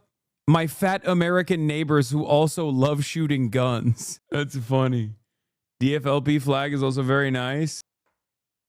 It's cool. It's all right. PFLP is iconic.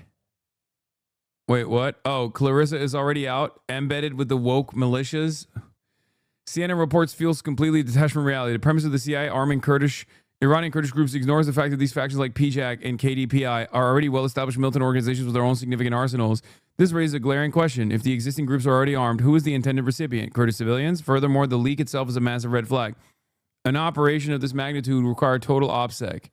The idea that the CIA would hand this story to the press just days before a supposed uprising reeks of a setup. It doesn't look like journalism. It looks like a tactic to put Kurdish sleeper armed units in the crosshairs. By broadcasting these claims, they trigger immediate heavy-handed repressive measures from the regime. This puts the units under immense pressure, forcing them to either move prematurely or get crushed in the crackdown. Here in Iraqi Kurdistan, who basically actually low-key not wrong. Told us that the expectation. But also, didn't I fucking tell you that they were going to hit the woke lines about the Kurds? Look.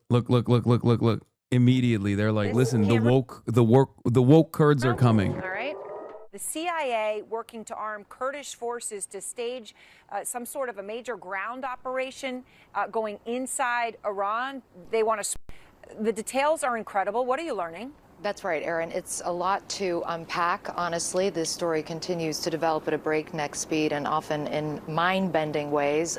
We spent some time this evening with a senior Iranian Kurdish politician here in Iraqi Kurdistan who basically told us that the expectation among the Kurds in Iraq were bombed by the IRGC during the Mahsa Amini protest. They have every right to fight back. Yeah, no, they're doing real girl bossing and fighting back by being armed by the CIA and getting aerial support from the Israeli Air Force. Do you have like a chip in your brain?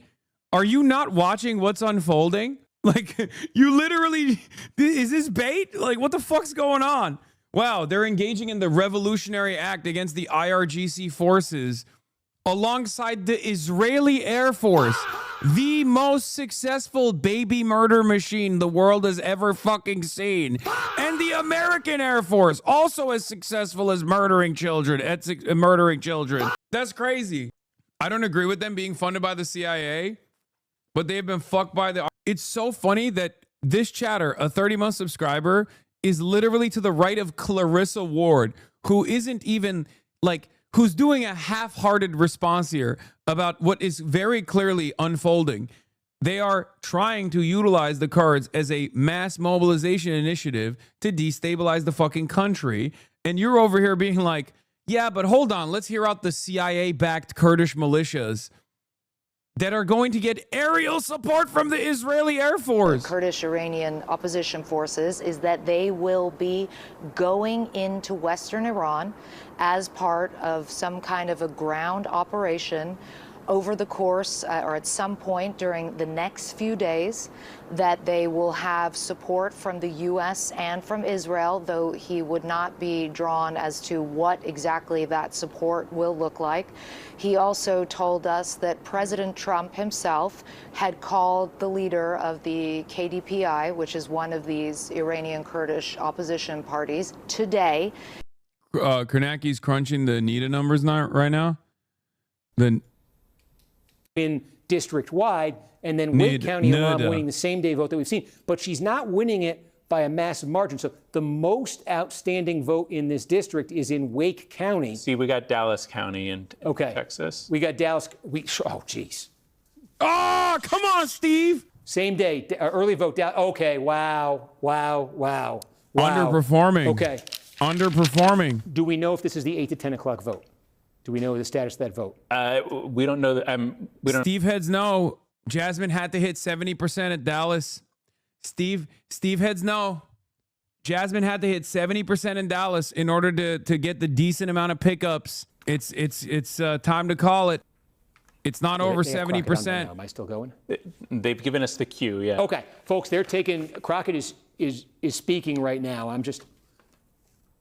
She's saying, there's going to be nothing in terms of result till tomorrow, but that's not true. I want to say this whole legal issue about these. Sorry, I'm stumbling because I think they're going to come back here on this because Steve, I think the question now, and you heard her lay this out. She says if we don't have the results in Dallas, where she's expected to do fairly well, a stronghold for her, we don't have the votes for tonight. Yo! So let me ask you, I don't know if you know, won! Will I didn't the even know vote he in was Dallas running. make That's enough so of a difference sick. at this point in the race?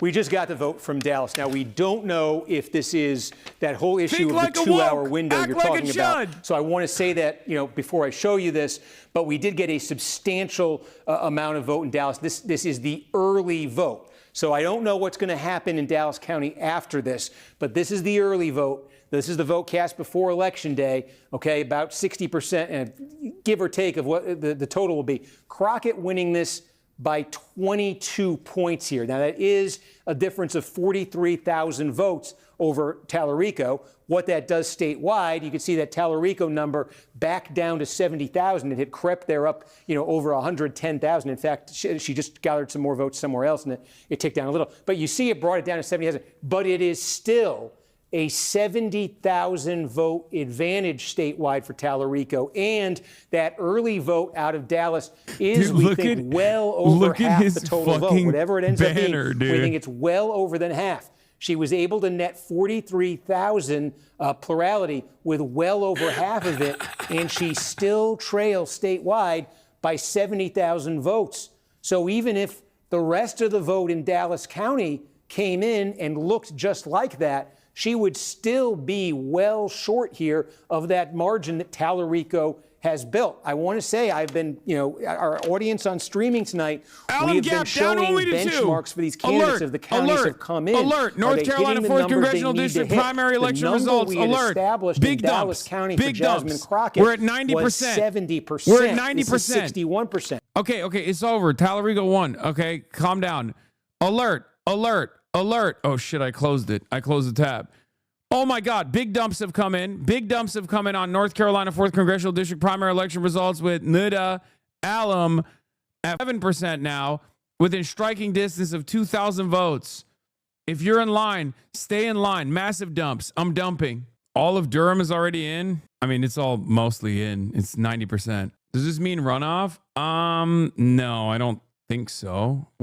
I don't know how the runoff works in North Carolina. Under 50 means runoff? No, runoff is any candidate under 30. It's close, but probably not close enough. If she loses by like 100 votes, I'm gonna lose my fucking mind. I don't know anything about Mary Patterson. So is this Tallarico is a moderate Dem? Oh my God, fucking put me in a cannonball and just launch me into the sun. Like, there are people who don't know anything about James Tallarico's campaign at all, and automatically, when they found out that he's like viable as a candidate, they instantly were like, oh, so he's a moderate, huh? Must be. like what is the thing that happens to these leftists where they're just like, well, clearly this is a moderate. If Durham keeps coming in strong, Allen could make this close or even win. She's a county commissioner there, and it's a progressive bastion. Whew, she has a shot. How the fuck did the early vote go so hard to Fushi? Id poll chatters are already calling any white man a moderate when he's shit-talking billionaires in public in Texas. To be fair, I watched PBS and they tried to frame Tallarico as a centrist Dem. I wonder why they're doing that. Maybe that helped him. Fly over there and vote 2,000 times. Ay, ay, ay. All right, let's get back. To drop % of all the votes in the statewide primary. Again, that's like the equivalent of El Paso, basically. It's only 86%. They changed it in terms of the votes that are going to come out of here. So I'm just looking at this map, more votes. Where they found more votes. Outside there were of some Dallas votes County, hidden. Where else is Crockett? They found hidden votes. They found hidden ballots, chat. There were hidden ballots. We were wrong. New ballots have been unlocked. Big dumps. Big dumps. Let's fucking shit. Let's fucking shit in the chat. Mules. 50,000 mules. Suitcase upon suitcases of votes. Stuffed ballots. Butterfly ballots. We're doing it all. Republicans are crazy, man. What is this? Incumbent railroad commissioner in the runoff with Beau French, the guy who keeps going viral on here. French talked about using his position to stop the Islamic invasion and endorse. Yeah, dude, it's so funny that like on the liberal side or on the left side, the arguments are like, are you pro AI? Are you anti AI? Is my candidate like invested in cryptocurrency, or is my candidate going to go against it and try to regulate cryptocurrency? Is my candidate pro-genocide, anti-genocide? On the Republican side, you're like, hey, what's up, guys? I'm Mick Rapist, okay? I'm known for legalizing rape. That's my candidacy. That's what I'm running on. I also want to give children rocket-propelled grenade launchers. That's right, RPGs. I think the Second Amendment encompasses RPGs as well. And then the other candidate's like, my opponent's a pussy. I want to be able to have Americans enrich uranium far beyond civilian utilization. And it's like, that's the conversation taking place on the right now. Do we give babies RPGs, or do we give every HVAC business owner enriched nuclear grade, weapons grade enriched uranium for nukes? It's awesome. It's great. They have, obviously, they have the best interests of the country in mind. Like, no matter what happens, you need to understand how fucking psychotic the Republicans are. French talked about using his position to stop the Islamic invasion and endorsed deporting 100 million people, including all Native Americans. Okay, let's look at another race, also in the state of Texas, where you have a white supremacist, AK-47 obsessed gun tuber going up against the incumbent who literally had a secret affair through coercion with one of his staffers who was married, and the last text message he sent to her was anal, at 12:45 a.m. The staffer literally lit herself on fire and killed herself through self-immolation. That's what the Republican Party is about. That's what they're fucking doing over there, okay? We cannot let any of these fucking freaks win power ever again in this goddamn country. I'm not even joking about that, by the way. That thing I just told you about the gun tuber thing, that's real. There's 5 points between the gun tuber. The gun tuber is losing by 5 points right now to the guy who literally had a coercive sex assault case against one of his fucking staffers who was married, who killed herself through self-immolation. And the Republicans still voted for that guy. It's fucking insane. Tony Gonzalez. Sometimes we have to sometimes we have to remind ourselves of like what we're up against. This is why I hate the fucking centrists, okay? This is why I hate the fucking centrists so goddamn much. I hate them so goddamn much because they lose to fascist freaks. They lose to fascist freaks because they cannot let go of the corporate money tap, okay? They can't let go of their corporate benefactors, so they just keep conceding on like right-wing issues to the most monstrous, bloodthirsty psychopaths of all time, and then they just keep losing fucking elections, and the Republicans get worse and worse.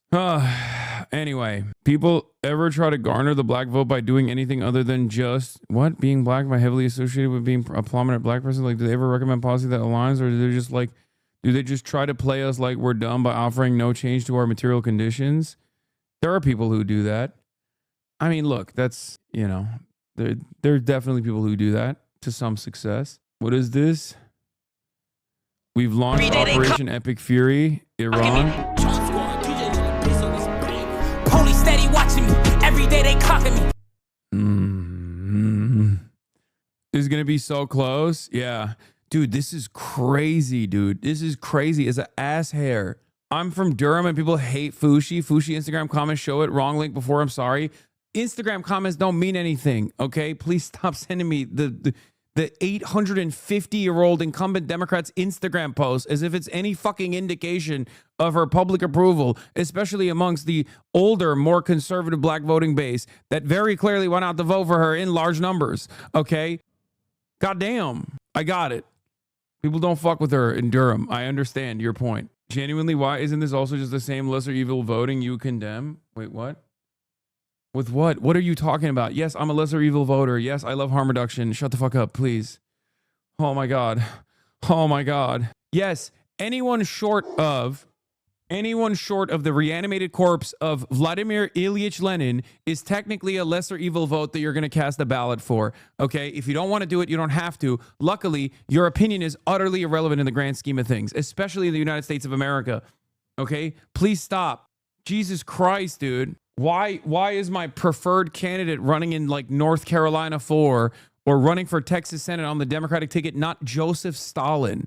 I don't know, man. Maybe because we live in 2026 in the most devastating, the most reactionary, imperialist nation that has never existed in the history of time. There has never been another country like the United States of America. You understand that? 800 fucking military bases, constant surveillance all the goddamn time, can be anywhere around the planet and dominate them. We literally just bombed Ecuador for no fucking reason today while we're amidst a long-standing campaign against Iran as we're blowing up the entire Middle Eastern region. And you're out here thinking, oh, I don't understand why we can't have a fucking anti-imperialist, socialist, DPRK adjacent candidate in the United States of America for the fucking Texas Senate race. Shut the fuck up.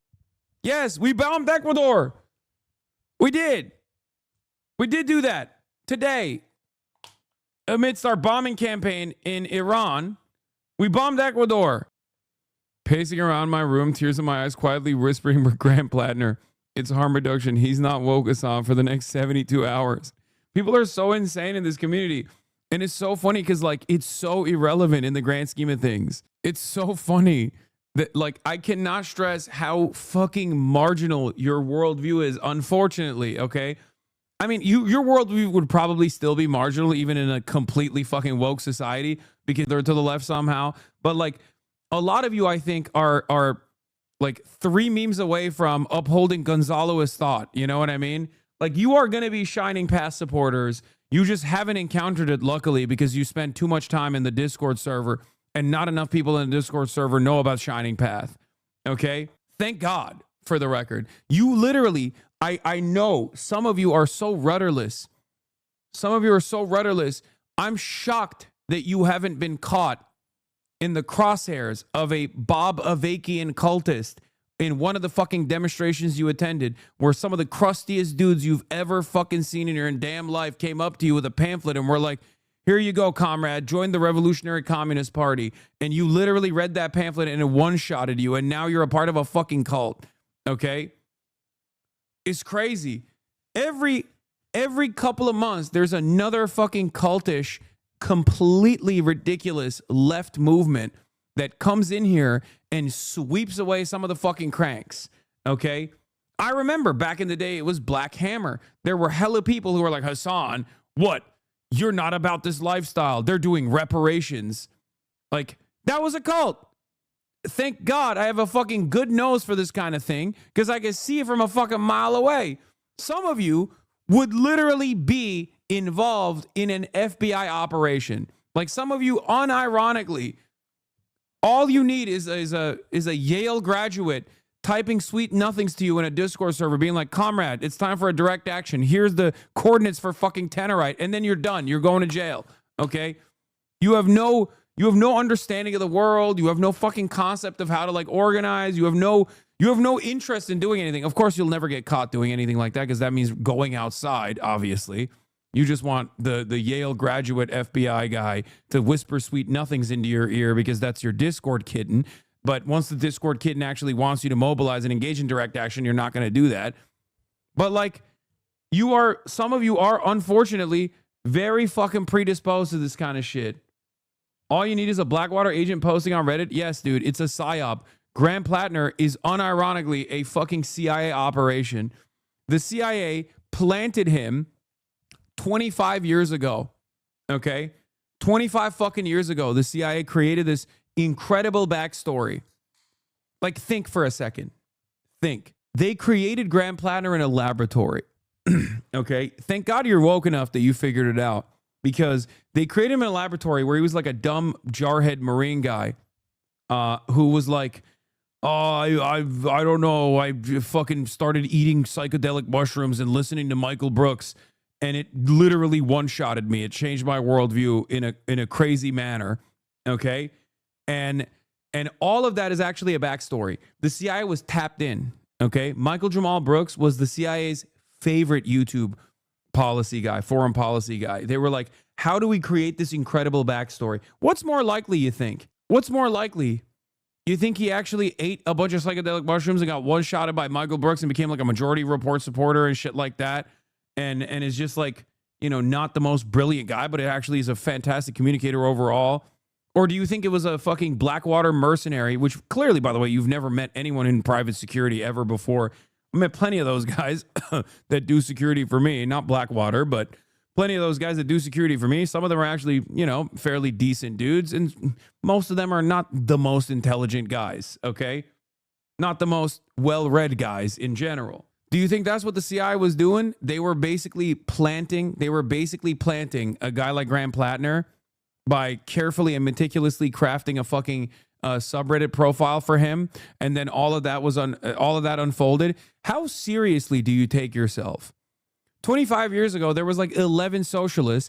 Every single one of them was over the age of 75. Okay? Every single one. Literally. If you went to a fucking DSA meeting 25 fucking years ago, there was like 8 people under the age of 70. Okay? The fuck do you mean? Yep, that's my guy. I have no object permanence, so General Raising Cane could run for office as a socialist and I would believe him. Really? That's your comparison. General Raising Cane is your comparison. The CIA invented Plattner in a lab to make sure we get all Medicare for all. This is the CIA way. No, the idea that like the CIA would be on the ball like 25 fucking years ago, carefully and meticulously crafting this guy in a fucking laboratory so that he would annoy the fuck out of all of the anti-imperialist left, all 12 of them who are like rabid in their anti-imperialism, like the most moral of the forces in American imperialism. Like, you're insane. Like, think clearly about this for a second. I mean, yeah, even 10 years ago, it was all fucking 75-year-olds. Like, literally, pre-Bernie Sanders, the DSA was mostly just old people, okay? CIA knew 25 years in advance that there was going to be a socialist wave in the country eventually, but hopefully they would be able to get away with that by making sure that all the socialists were still social fascists. Because what they're truly afraid of is the 15 people in your Discord server that are actual Stalinists, like true Stalinists. Okay? Fuck Khrushchev. We don't do any revisionism around these parts, okay? Like, think a little bit. You were a socialist 10 years ago, though? Yes, because I'm CIA. I am the actual CIA agent. What do you not understand? I'm the CIA agent. I'm sheepdogging all of the revolutionary potential of the masses into a neat little confine. How do you not understand? That's what it is. I'm the one that the CIA literally designed. I didn't even be joking about shit like this, honestly, because there are people who are, you know, a little brain broken enough to believe shit like that. Okay, 1 point striking distance. Big dumps coming in. Come on now. Pull through. I've been investigating this for years and he comes out and says it. We get it. Move on, bro, please. No. Lamau, I did see someone yelling about you being a Fed who worked for Homeland Security this week. A person who works for Homeland Security was yelling about me being a Fed. A Fed was yelling about me being a Fed. 24 precincts left in Wake County. She's winning E-Day there by 10%. Anita Allen only needs a net 1,500 more there. Only 2 precincts in Durham left. To be honest, that wrecker-ass fake socialist YouTube channel should pay you for that clip. Why does this feel like horse racing? It's a little bit like that. Can you shake me? Got it. There you go. Whoa, dude. No OPSEC from that DHS guy. We need to talk to him. I know. We gotta tell that DHS guy to quiet down. He's gonna leak the game. This is the guy who's gonna replace Crockett in the House. He called Israel an apartheid state on October 8th, 2023. Reverend Frederick D. Haynes is a pastor who's running to replace Representative Jasmine Crockett in her Dallas area House seat. Delivered an anti-Israel polemic on the pulpit on October 8th. Oh, beautiful, beautiful. Tears in my eyes. He is her pastor. Yo, she was not listening. She was not listening at all to my man. He said, the Palestinians who don't have the weaponry of Israel, the Palestinians don't have the financial backing from the United States and Israel has. And so they throw their rocks and shoot their arrows, and Israel is able to bomb them and kill them. Oh my God. Oh my God, Jasmine Crockett, I love you. You're a beautiful soul. Thank you, Jasmine Crockett. Oh my God. Oh my God. Clearly, your purpose is to move the masses away from my very real and very effective accelerationist anarchist ideals that include not voting and telling my roommates they're making me do the dishes is an unjustifiable hierarchy. Yes. They just upped the expected number of voters again. Hasi, big news, Hasi. We just endorsed Rev Haynes and sent him 2,500 just yesterday. Bro, open up your fucking wallet a little bit. 2,500 from the AFL-CIA? Really? That's all you got? Or did you do it personally? Because if you did it personally, Lib Bizzle, then that's fine. 2,500 gifted subs. Lib Bizzle in the building. Lib Bizzle has radicalized a lot in the last year. We used to duke it out quite a bit. We're going to host his first labor fundraiser in DC post-primary. Nice. Lib Bizzle was my number one chatter that I yelled at all the time, who actually did get DNC pay stubs before all of this chorus shit, before all of these like centrist Democrats that would come in here and yell at me. And that's where the show me the pay stubs argument comes from Lib Bizzle, who left the community to go watch S-Fan do RP for many, many years, only to come back. H Bizzle was Neek Skit before Neek Skit? No. H Bizzle is actually very well equipped to hold conversations. Neek Skit is just trying to arrive at like whatever. Neek Skit is basically like a ChatGPT summary of r/neoliberal. H Bizzle actually is I mean, he used to work, I don't know if he still does, but for the UAW, so it's not nowhere near in the same category. No tweets from him in over an hour. Please check on your paid Democratic Party influencer bootlickers. Yeah, what's up? What's up, Jose? No way, Jose. He's too busy crying in a corner about the future of the Democratic Party. Needs to become more centrist now. It's cool how much you know, chat. It's not cool. Apologies to Kamala. I was not familiar with your game. Oh, Hillary. Oh, Hillary, save me. K-Hive on Suicide Watch. Don't worry. They're going to be extra annoying tomorrow, okay? I got to talk to you about the DSA candidate who's primary and Jared Moskowitz. If H. Bizzle wants to help someone, that would be sweet. His name is Oliver Larkin. Yeah, I have him. I have Oliver Larkin coming here alive and live in the building, I think next week, if I'm not mistaken. Central Committee. Michael from Pennsylvania, not from Beijing, by the way, telling me about Oliver Larkin. You are right, though. H. Bizzle, look into Oliver Larkin, DSA backed. He's trying to primary Jared Moskowitz. It's a good target. He's great. Michael from Taiwan telling me I got to talk to you about the DSA candidate who's primarying Jared Moskowitz. Nita lost? Wait, really? He's Cat's number one op from Taiwan. No, but you're right. Don't you start talking about China right now. You know why? Does this mean anything that there are more people voting for Democrats in general than the Republicans? Oh, you mean because of Cat? Kernaki says Gonzalez is hanging on. We'll send him a questionnaire. He's Michael from LA Chinatown. If Fushi wins, this is why. I expected Chatham to be way closer, or Alum to maybe even win it.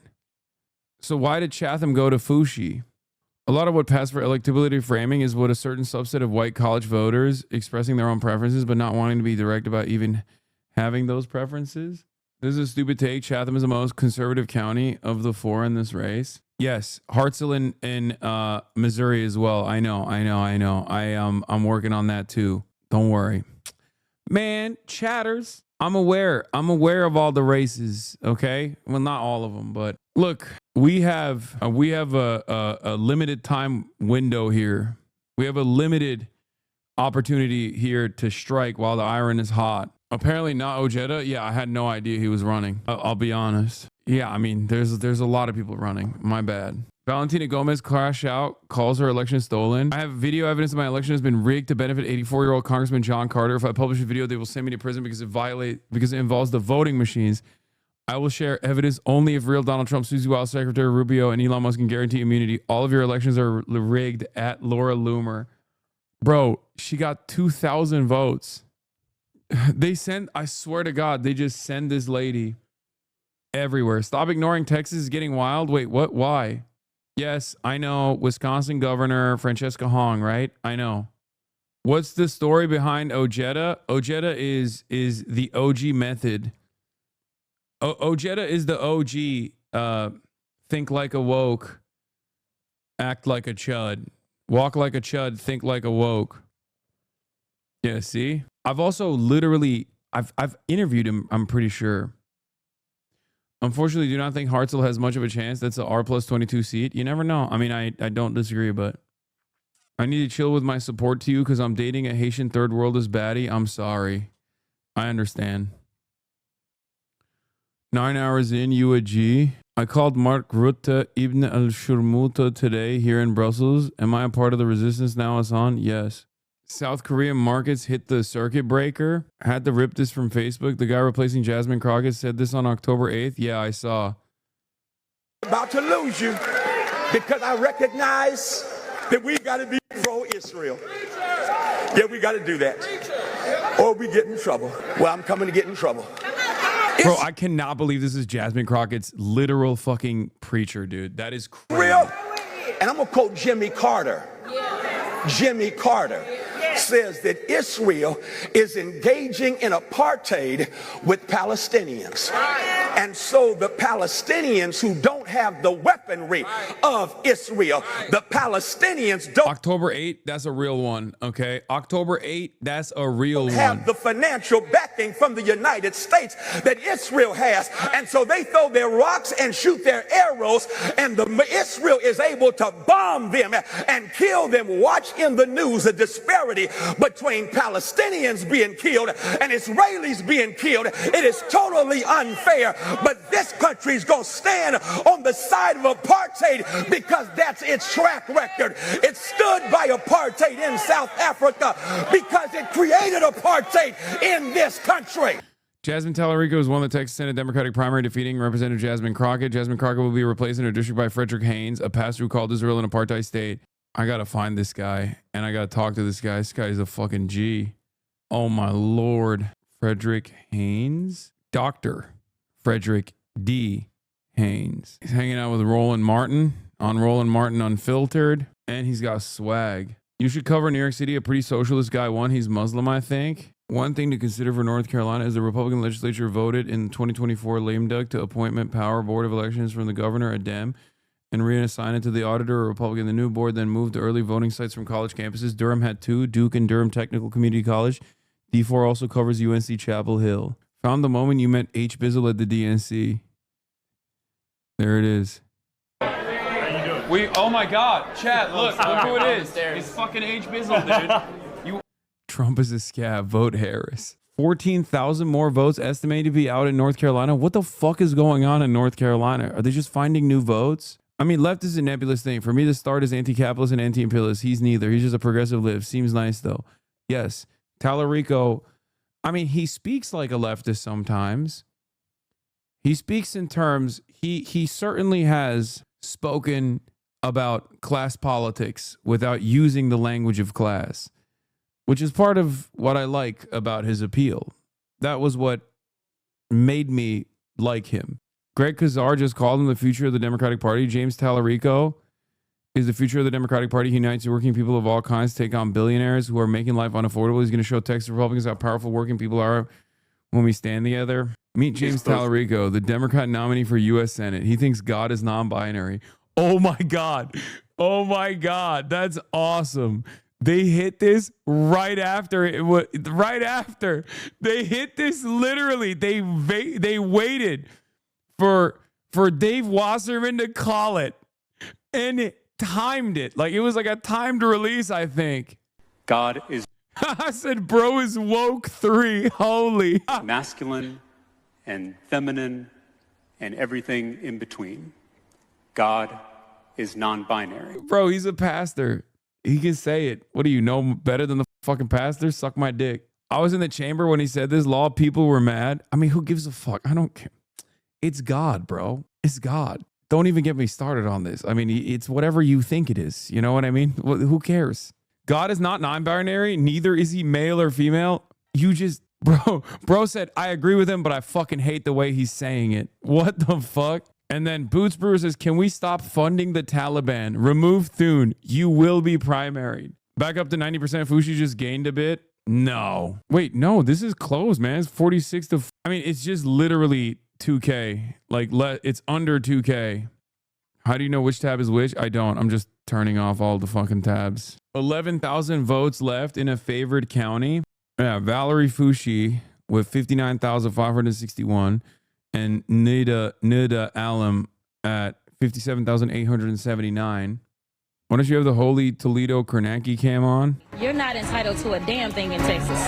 The real fight in this country is not left versus right. It's top versus bottom. A sitting Republican senator facing a Lone Star loyalty test. I won by 10 points in 2020, and I can do that again and help President Trump. He talks about how he's pro-Trump. We all know that's false. And a congressman facing voters embroiled in scandal. I'm not going to resign. I work every day for the people of Texas. Plus, key races in North Carolina and Arkansas as both parties set a course for the midterms. We've got to win the midterm. That means Senate, and it means House. NBC's midterm primary night special begins right now. Good evening. This is our special coverage of the official kickoff of the midterm election primaries, only right here on NBC News Now. It has been a night of a lot of drama at the polls across a number of key races as we are setting the stage for the midterms and the fight for control of Congress this November. I'm Hallie Jackson. And I am Kristen Welker. That's right, Hallie. And the big story of the night so far is the drama unfolding in the marquee Democratic Senate primary in Texas, where confusion over where voters could cast their ballots in Dallas County in the wake of the state's redistricting has sparked a legal battle over a batch of votes that could decide the contest. This Hallie. is what's so super interesting here. Dallas County, right? Stronghold for Jasmine Crockett, who's up against, of course, James Tallarico here. But you can see our call right now, our projection. It is too early to call, with a lot of question marks around timeline of when this vote might come in, what happens to these provisional ballots. We just heard Crockett address her supporters. She told them that because of this, she does not think there's going to be any result tonight. That's right. We, in my opinion, will not know the election results overall tonight. What's we left need in to wait? see the That Dallas last County update from votes. Wake, maybe the best single news that the Fushi campaign has gotten all night. Her lead 1,682. Are we going on? Yeah, and you'll start to, they want to reset, so we'll go through all the races. Great, okay. This is the... oh, God damn it, every time. Oh, this is like the top of the hour? Okay. Going to news now, folks. Please subscribe. It's top of the hour. We're going to have election results tonight.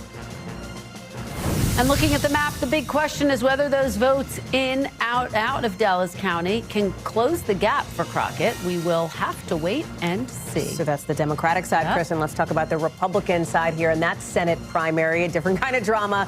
And it definitely ain't over yet. That's because this one is advancing to a runoff. Incumbent Senator John Cornyn, Texas Attorney General Ken Paxton, end of May. And we've heard from Senator Cornyn, that's the runoff, right? That's May 26th. We've heard from Senator Cornyn already, setting the stakes for the next 12 weeks. Listen to this. We now head into a 12-week primary runoff. Elections are about choices, and the choice in the Republican race for the U.S. Senate is crystal clear. I've worked for decades to build the Republican Party, both here in Texas and nationally. I refuse to allow a flawed, self-centered, and shameless candidate like Ken Paxton risk everything we've worked so hard to build over these many years. We do have more certainty in North Carolina, where the general election matchup is set for November, with Michael Whatley projected to win the Republican nomination. And also, as expected, based on that early look, Roy Cooper taking that one, the projected winner in the Democratic side. That's right. The other big story of the night, incumbents fighting for their political lives. In Texas's 23rd district, embattled Republican Congressman Tony Gonzalez embroiled in scandal tied to sexually explicit text messages to a staffer who tragically died by suicide. Narrow lead there, with about 58.4% of the vote in so far. Last runoff between those two was just separated by a few hundred votes. Also in Texas, we're looking at this one.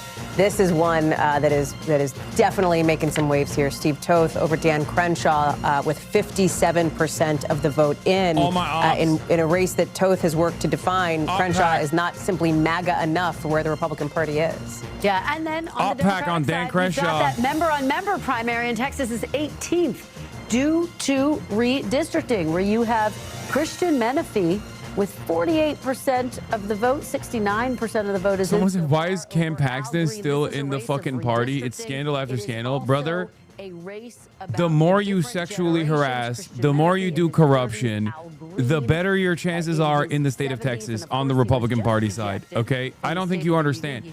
Ken Paxton is there because of his corruptions. Bro, his own party turned on him at some point, okay? He was so corrupt. The Texas Republicans were like, we can't have this guy. More Hispanic to more black voters. You can see where this stands with Sylvia Garcia, 56%, Jarvis Johnson, 38%. And in North Carolina, it's another round of progressives versus the establishment, with incumbent Democratic Representative Valerie Foushee being challenged from the left by Nita Alam. And in Texas, we got to take you back there. We talked about Senator Cornyn speaking. Ken Paxton's turn now. Let's see what he has to say about this runoff that the two are charging into in that state. Let's listen in. Together with your support, we just sent a message loud and clear to Washington. We are not going to go quietly. And we are not going to let you buy the seat. No way. I want to tell you, the last time I felt this kind of energy in one room, I was actually at Mar-a-Lago when President Trump announced he was running again in 2024. God, they're so... I don't know if you remember, but it was right after the midterms and everyone was turning on the president. The establishment, the media, and most Republican elected officials in America were lining up against him. Not me.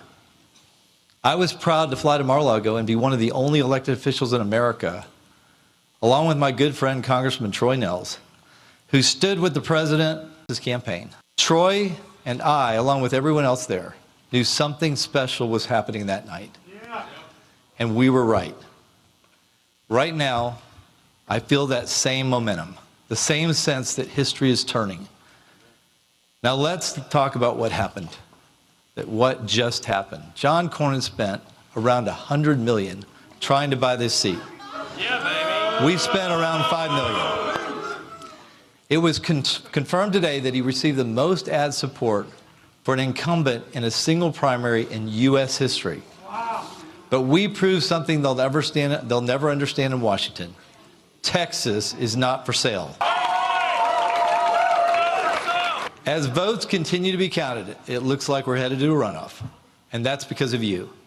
The people of Texas made your voices heard. After all the personal attacks, which there were many, and after all the lies, you listened to what John Cornyn was selling, and you weren't buying it. Yeah. Nearly 60% of Texas voters who have known Cornyn for over 40 years, after hearing $100 million worth of ads, chose to vote against the incumbent. That's historic. Yes. Tonight, change was on the ballot and change won. Texans want new leadership. They want someone with a proven record of fighting and winning for them. And that's exactly what I'm going to deliver. Because for too long, John Cornyn has turned his back on us. For too long, he attacked the border wall by calling it naive and pushed amnesty while our country was being invaded. For too long, he stabbed our president in the back by trying to derail his presidential campaigns and supporting the Democrats' lawfare against the president. And for too long, he sold us. Oh, God, I can't fucking stand these people. But yeah, if he wins, Tallarico's going to cook this guy's asshole. I mean, I think he has a really good shot against both him and Corn, and Corn is really old. But Ken Paxton has so many weaknesses. If you're a highly talented viral sensation who can expertly feel the pulse of the liberal base and act on it at every critical juncture, you too can beat whatever this is by like 6 or 7 points. Baby AI Jasmine Crockett gives lesson on oppression. I think we shouldn't do this. You're going to really piss off the conservative base within the party. I think people shouldn't get nasty with the Jasmine Crockett contingency of the party. Because, like, one, you need those voters. That's, like, literally a part of the, I don't give a shit. I'm not going to lie, bro. Like, I don't think a lot of people who I respect and care about the opinion of also saw something in Jasmine Crockett. And I think part of that, like, there's definitely a statement to be made about, the way that some whiter voters and election understanders approach candidates, even though maybe sometimes those same candidates will engage in racial animosity unnecessarily as well. But we just have to be a little bit more thoughtful, especially now that Tallarico is going to win the primary. It's time for, people to fucking vote blue no matter who. You know what I'm saying? Like, that's what it's time. It's time. Oh, I looked at my watch. It says vote blue no matter who o'clock. You know what I mean? So, all due respect, Hasan, you're a shit judge of character. You don't even know who I'm referencing. I'm talking about Nina Turner. Okay? Calm down. Motherfuckers in Texas are already saying they won't vote for Tallarico. I fucking hate centrist Dems. Yes, they will. Yes, they will. That's crazy. All I'm going to say is there are going to be a lot of upset voters that will be looking to feed into how this is a racial defeat. And you can't do that. As a black voter, Jasmine is not that special. It's just the rest of the government is so old she stands out. No, 100%. I know what her, I know why she was a beloved figure among some like Democratic Party, lifelong Democratic Party voters. Whatever you think of Crockett, she did get screwed perception-wise by the voting problems in her stronghold. Tallarico winning, but his best areas came in and gave him the lead most of the night. Kornacki's covering the North Carolina again. Oh, it's about 5. Let me guess. Right as he starts, he's going to go back to the main show. Her opponent is going to have to win massive numbers in the remaining vote here in Wake County. This is basically it here. If she's going to, I know it's very narrow, but to reverse that with the small amount of votes that's left, that's what Alam's going to have to do. This has been very, very close, but Fushi has been resilient through the night. She's delivered numbers when she's needed them, and she does have that small, but it is significant lead at this point. Are we thinking we'll get that vote tonight? It's been coming in. Yes, it has been coming in painfully slowly, but it has ultimately been coming in these places. So we keep looking at it to see if we get it.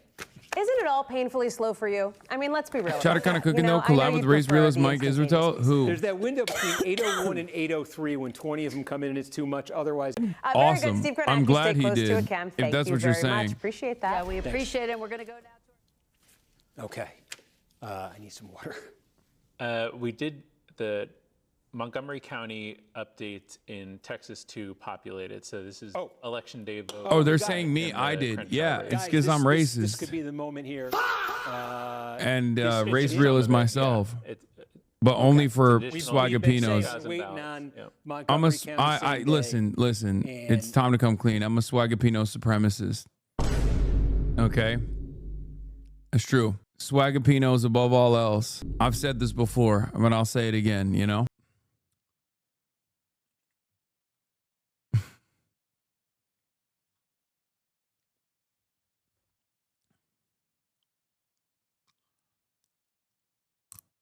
Hated Jasmine for one flight. People were nasty to Jasmine and we noticed it. Hated Jasmine for one flight, but accepted platinum with BlackRock and tattoos. It's not BlackRock, DC Masterson. It's Black Water. Okay? That's number one. And number two, yes, I don't give a fuck what tattoos Jasmine Crockett would have had. If she was saying the same shit Plattner was saying, you think I wouldn't be riding for her? Again, a lot of you are so fucking caught up on the aesthetics. Like, This is what matters, okay? What you believe in is what matters. Like if Jasmine Crockett wasn't like omega centrist in all of her fucking policy positions, I said this in the beginning. Jasmine Crockett's style is great. She's young. She's a firebrand. She, says fuck Donald Trump, all this stuff. She gets the TikTok clips, but it's all form over function. If Jasmine Crockett was anti-crypto, anti-Zionist, and spoke in terms of class warfare in the same way that that Tallarico does, I would be riding for her. I would say she is a significantly better candidate than Tallarico at that point. That's the issue. For Graham Plattner, the reason why people like her, at least in this community, is in spite of that shit. But the only reason why they can overlook that background is because of what he says. How did Dan Crenshaw get so blown out? Shitty rhino. He was like big. I mean, he was like a Lindsey Graham type Republican, but didn't do the culture war stuff enough, or when he did it, it came across as not good. He was more so invested in like American foreign policy and endless militarism. And I think at some point he might have even been in favor of red flag laws in Texas, and they never forgot that. There was a couple instances. There are a couple instances where like the Republicans just hated him, Could Texas turn blue? Very difficult, but I think Tallarico can pull through. He's got a lot of white boy motion. And I think if there's a place where a guy that is like, oh, I'm enough with like party affiliations and shit, could potentially win, it's Texas. Now, one thing I will also say is there was a clip. This is when I knew that Tallarico probably had a better shot, especially in Texas, especially in the general. James Tallarico did a Jubilee 20v1. Okay? We didn't watch it on the stream because I don't really watch the Jubilee 20v1s that much. But one of the clips from that was circulating in the Crockett circles. And the clip that was circulating was James Tallarico straight up saying Biden was an incompetent president. Biden was a bad president. Okay? He fell short of what was necessary at the time. And that's when I knew this motherfucker has a shot, because every one of the most annoying centrist influencers was posting that clip to be like, see, this guy's not a real Democrat. And I was thinking to myself, bitch, he's running in Texas. Fuck you mean he's not a real Democrat? Good. Please keep showing this to every person you know. Is crazy. That's how fucking out of touch centrist liberal commentators are. They're so goddamn out of touch. I will say what I think not enough Democrats have been willing to say. Joe Biden failed us on our southern border. I remember talking to my colleagues in the Texas legislature who represent border communities. They told me about the utter chaos on the border. And that failure by Joe Biden paved the way for Donald Trump to come in with masked men in unmarked vehicles, secret police, tearing parents. Yo, where's Jose? Hey, where the fuck is Jose? Where the fuck is Jose? Jose! Talk to him, Jose. No way, Jose. Where you at? Has he been tweeting? Has this bitch been tweeting? 43 minutes ago. Congrats to James Tallarico. Oh, dude. Oh, this moment reminds me of what the scripture tells us is iron sharpens iron, so one person sharpens another. James Tallarico was sharpened by going up against Jasmine Crockett, and now he's ready to take on whichever degenerate Republicans put up. Where's too raw, too real?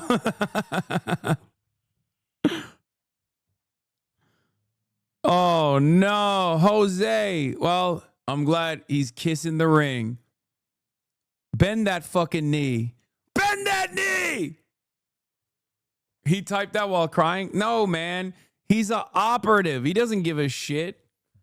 He doesn't care. He'll fucking ride James Tallarico into the sunlight, okay? He will literally, or to the sunset. He will be James Tallarico's biggest advocate going forward. He's just a mercenary. He's just a mercenary for the DNC, okay? He is a straight up fucking grifter. It's fine. You need people like that. These people are the ones who become the... You just said we shouldn't dunk on Crockett, Lamau. No, I'm talking about like old black voters who are upset and think that like James Tallarico won because he's racist. Okay? Jose is not one of these motherfuckers. He's literally a party op. I will always make fun of him. And I know it doesn't matter because, like I said, he's a fucking mercenary. And he will sit down and be the number one advocate for whatever Democrat is running. It's that simple. Okay? Baby, you won't be getting shit. You didn't even get it in 2024. Hashtag Black Joy. Hashtag we still persist. Yeah, I mean, too raw, too real is crazy. Why do you think Crockett isn't doing well tonight? You literally look like you just got finished crying. He's not crying either. He's just crazy. Is this the same Jose YouTuber guy with the Blue Jay pic? No, dude. What? No, that guy's awesome. This guy is crazy. Jose is insincere, establishment ghoul chat. He never gave a fuck about Crockett. He only wanted to stop the left acquisition of power. Exactly. And now that James Tallarico is the candidate, he'll ride for James Tallarico. It's the same with that, like the fucking Stacey K. You know what I mean? There will be times in the future, if James Tallarico wins as a Democratic senator, let's say, inshallah, okay, and I find myself at odds with something that he's saying, and I will criticize him, these are the motherfuckers who will come after me and say, how dare you? How dare you speak out against the Democratic senator, you fucking piece of shit? Fucking kill yourself. Okay? Stacey K is now Mamdani's strongest fucking soldier. These are the people who oppose the left flank candidates until they become Democrats. They are regime loyalists, okay? They're regime guys. They are the strongest fedayeen for the regime.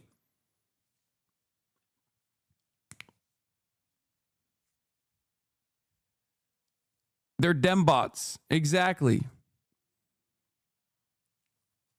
So every now and then I get annoyed at them and I yell at them, especially if we're at odds because there's like a real primary challenger that I think is a really solid candidate, you know, with a vision, who's progressive, who's a left flank candidate, who's a socialist or whatever. And these guys are like standing in opposition to that. At that point, I'll fucking shit on them, right?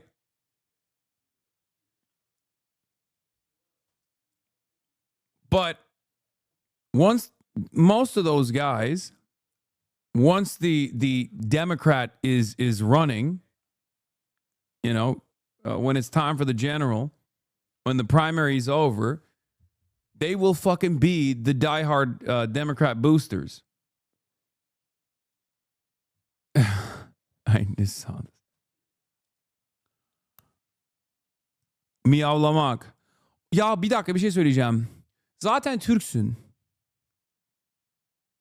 Neden umursuyorsun ki Amerikan eleksiyonlarını? Siktir et yani. Ekmek olmuş 500 lira. Hala burada bıdır bıdır konuşuyorsun amına koyayım. Git Türkiye'ye bak Allah aşkına yani. 9 saat 40 dakikadır burada konuşuyorum amına koyayım. Hala başımı bıdır bıdır konuşuyorsun yani. İlla aman Zohran İsrail'in Zohran Siyonist mi aslında? İşte yok ne bileyim Graham Plattner'a niye oy veriyorsun? Geleceğim. Ah bok gelirsin. Ah gelirsin. Ananı siktim. Ah gelirsin. Ah gelirsin Türkiye'den. Ah. Amına kodum. Türk komünisti ya. Burada gelmiş Amerika'da laf ediyor. Amerikalıların Texas'ta, Senato'da. Allah Allah. This Turkish chatter, this Turkish communist has been chirping in my fucking ear about the main Democratic primary candidate for like the last 4 fucking hours. So I had to be like, you're Turkish. Don't worry about American elections. Shut the fuck up. Worry about the price of bread. It's 500 lira. Okay? If you want to know what I said to the chatter. And then they said, I'm coming to Turkey. And I said, no, you're not. It's insane. Some of the people in this community, I forget, are literally just in it for the love of the game, okay? Like this chatter that I have been duking it out with over Graham Plattner in fucking Maine doesn't live in the country and will never step foot inside of the United States of America. The arm lick is so that there's extra sauce when I slap it. It's not even a motherfucker chirping from Ohio. It's not even an Ohio Maoist, okay? It's a Turkish Maoist, which is kind of like the Ohio of countries, okay? It's crazy. Why the fuck am I... Dude, going forward, if I hear motherfuckers chirping at me about how there's not a true third worldist candidate, you need to show me your geolocation, okay? If you are chirping at me from the fucking Philippines, for example, I'm sorry. You worry about your own elections. You know what I mean? It's like election Twitter. Motherfuckers like with globe emojis in their bios from like Slovenia talking shit about how the Democrats need to elect centrists. I'm like, what are you talking about? Worry about your own shit, okay? No, stop paying attention to American politics right now, okay? I don't come into your backyard and go, oh, we need a more fucking revolutionary candidate in your elections. Why are you yelling at me? Constantly failing to correctly say Turkey, Uncle Erdogan will be pissed. Does Chatter not recall how much this cook pro-Israel candidates? Say his full name. Thinking about the I believe Israel has a right to exist as a state with equal rights like America. Zoran debate answer. Yeah, that was so goated. It was so fucking goated because it directly drives home the contradiction at the heart of the issue. Israel will never be a state that gives equal rights in the way that it currently exists. It will never be a state that gives equal rights to the Palestinians. That's it. Say his name one time. Say his full name. Let me hear you say it. Ezekiel Elliott. Oh, Ezekiel Elliott. Oh, man, when I think about that name, how sweet it is to be Ezekiel Elliott. Say his name one time. Fushi down only to 1,246 vote lead. Doesn't matter. When I see races that close, I'm like, I wonder if I could have done more. You know what I mean? You see Jasmine Crockett losing the Texas Senate primary. I see Kamala Harris having a strong coalition ahead of a divided Democratic primary for president. We are not and never will be the same. What? This is a meme. But I also don't know. There's a lot of fucking emojis in the bio. Maybe it's not. Anyway, all right. I'm done. I'm too tired. We're almost 10 hours in again. I did it.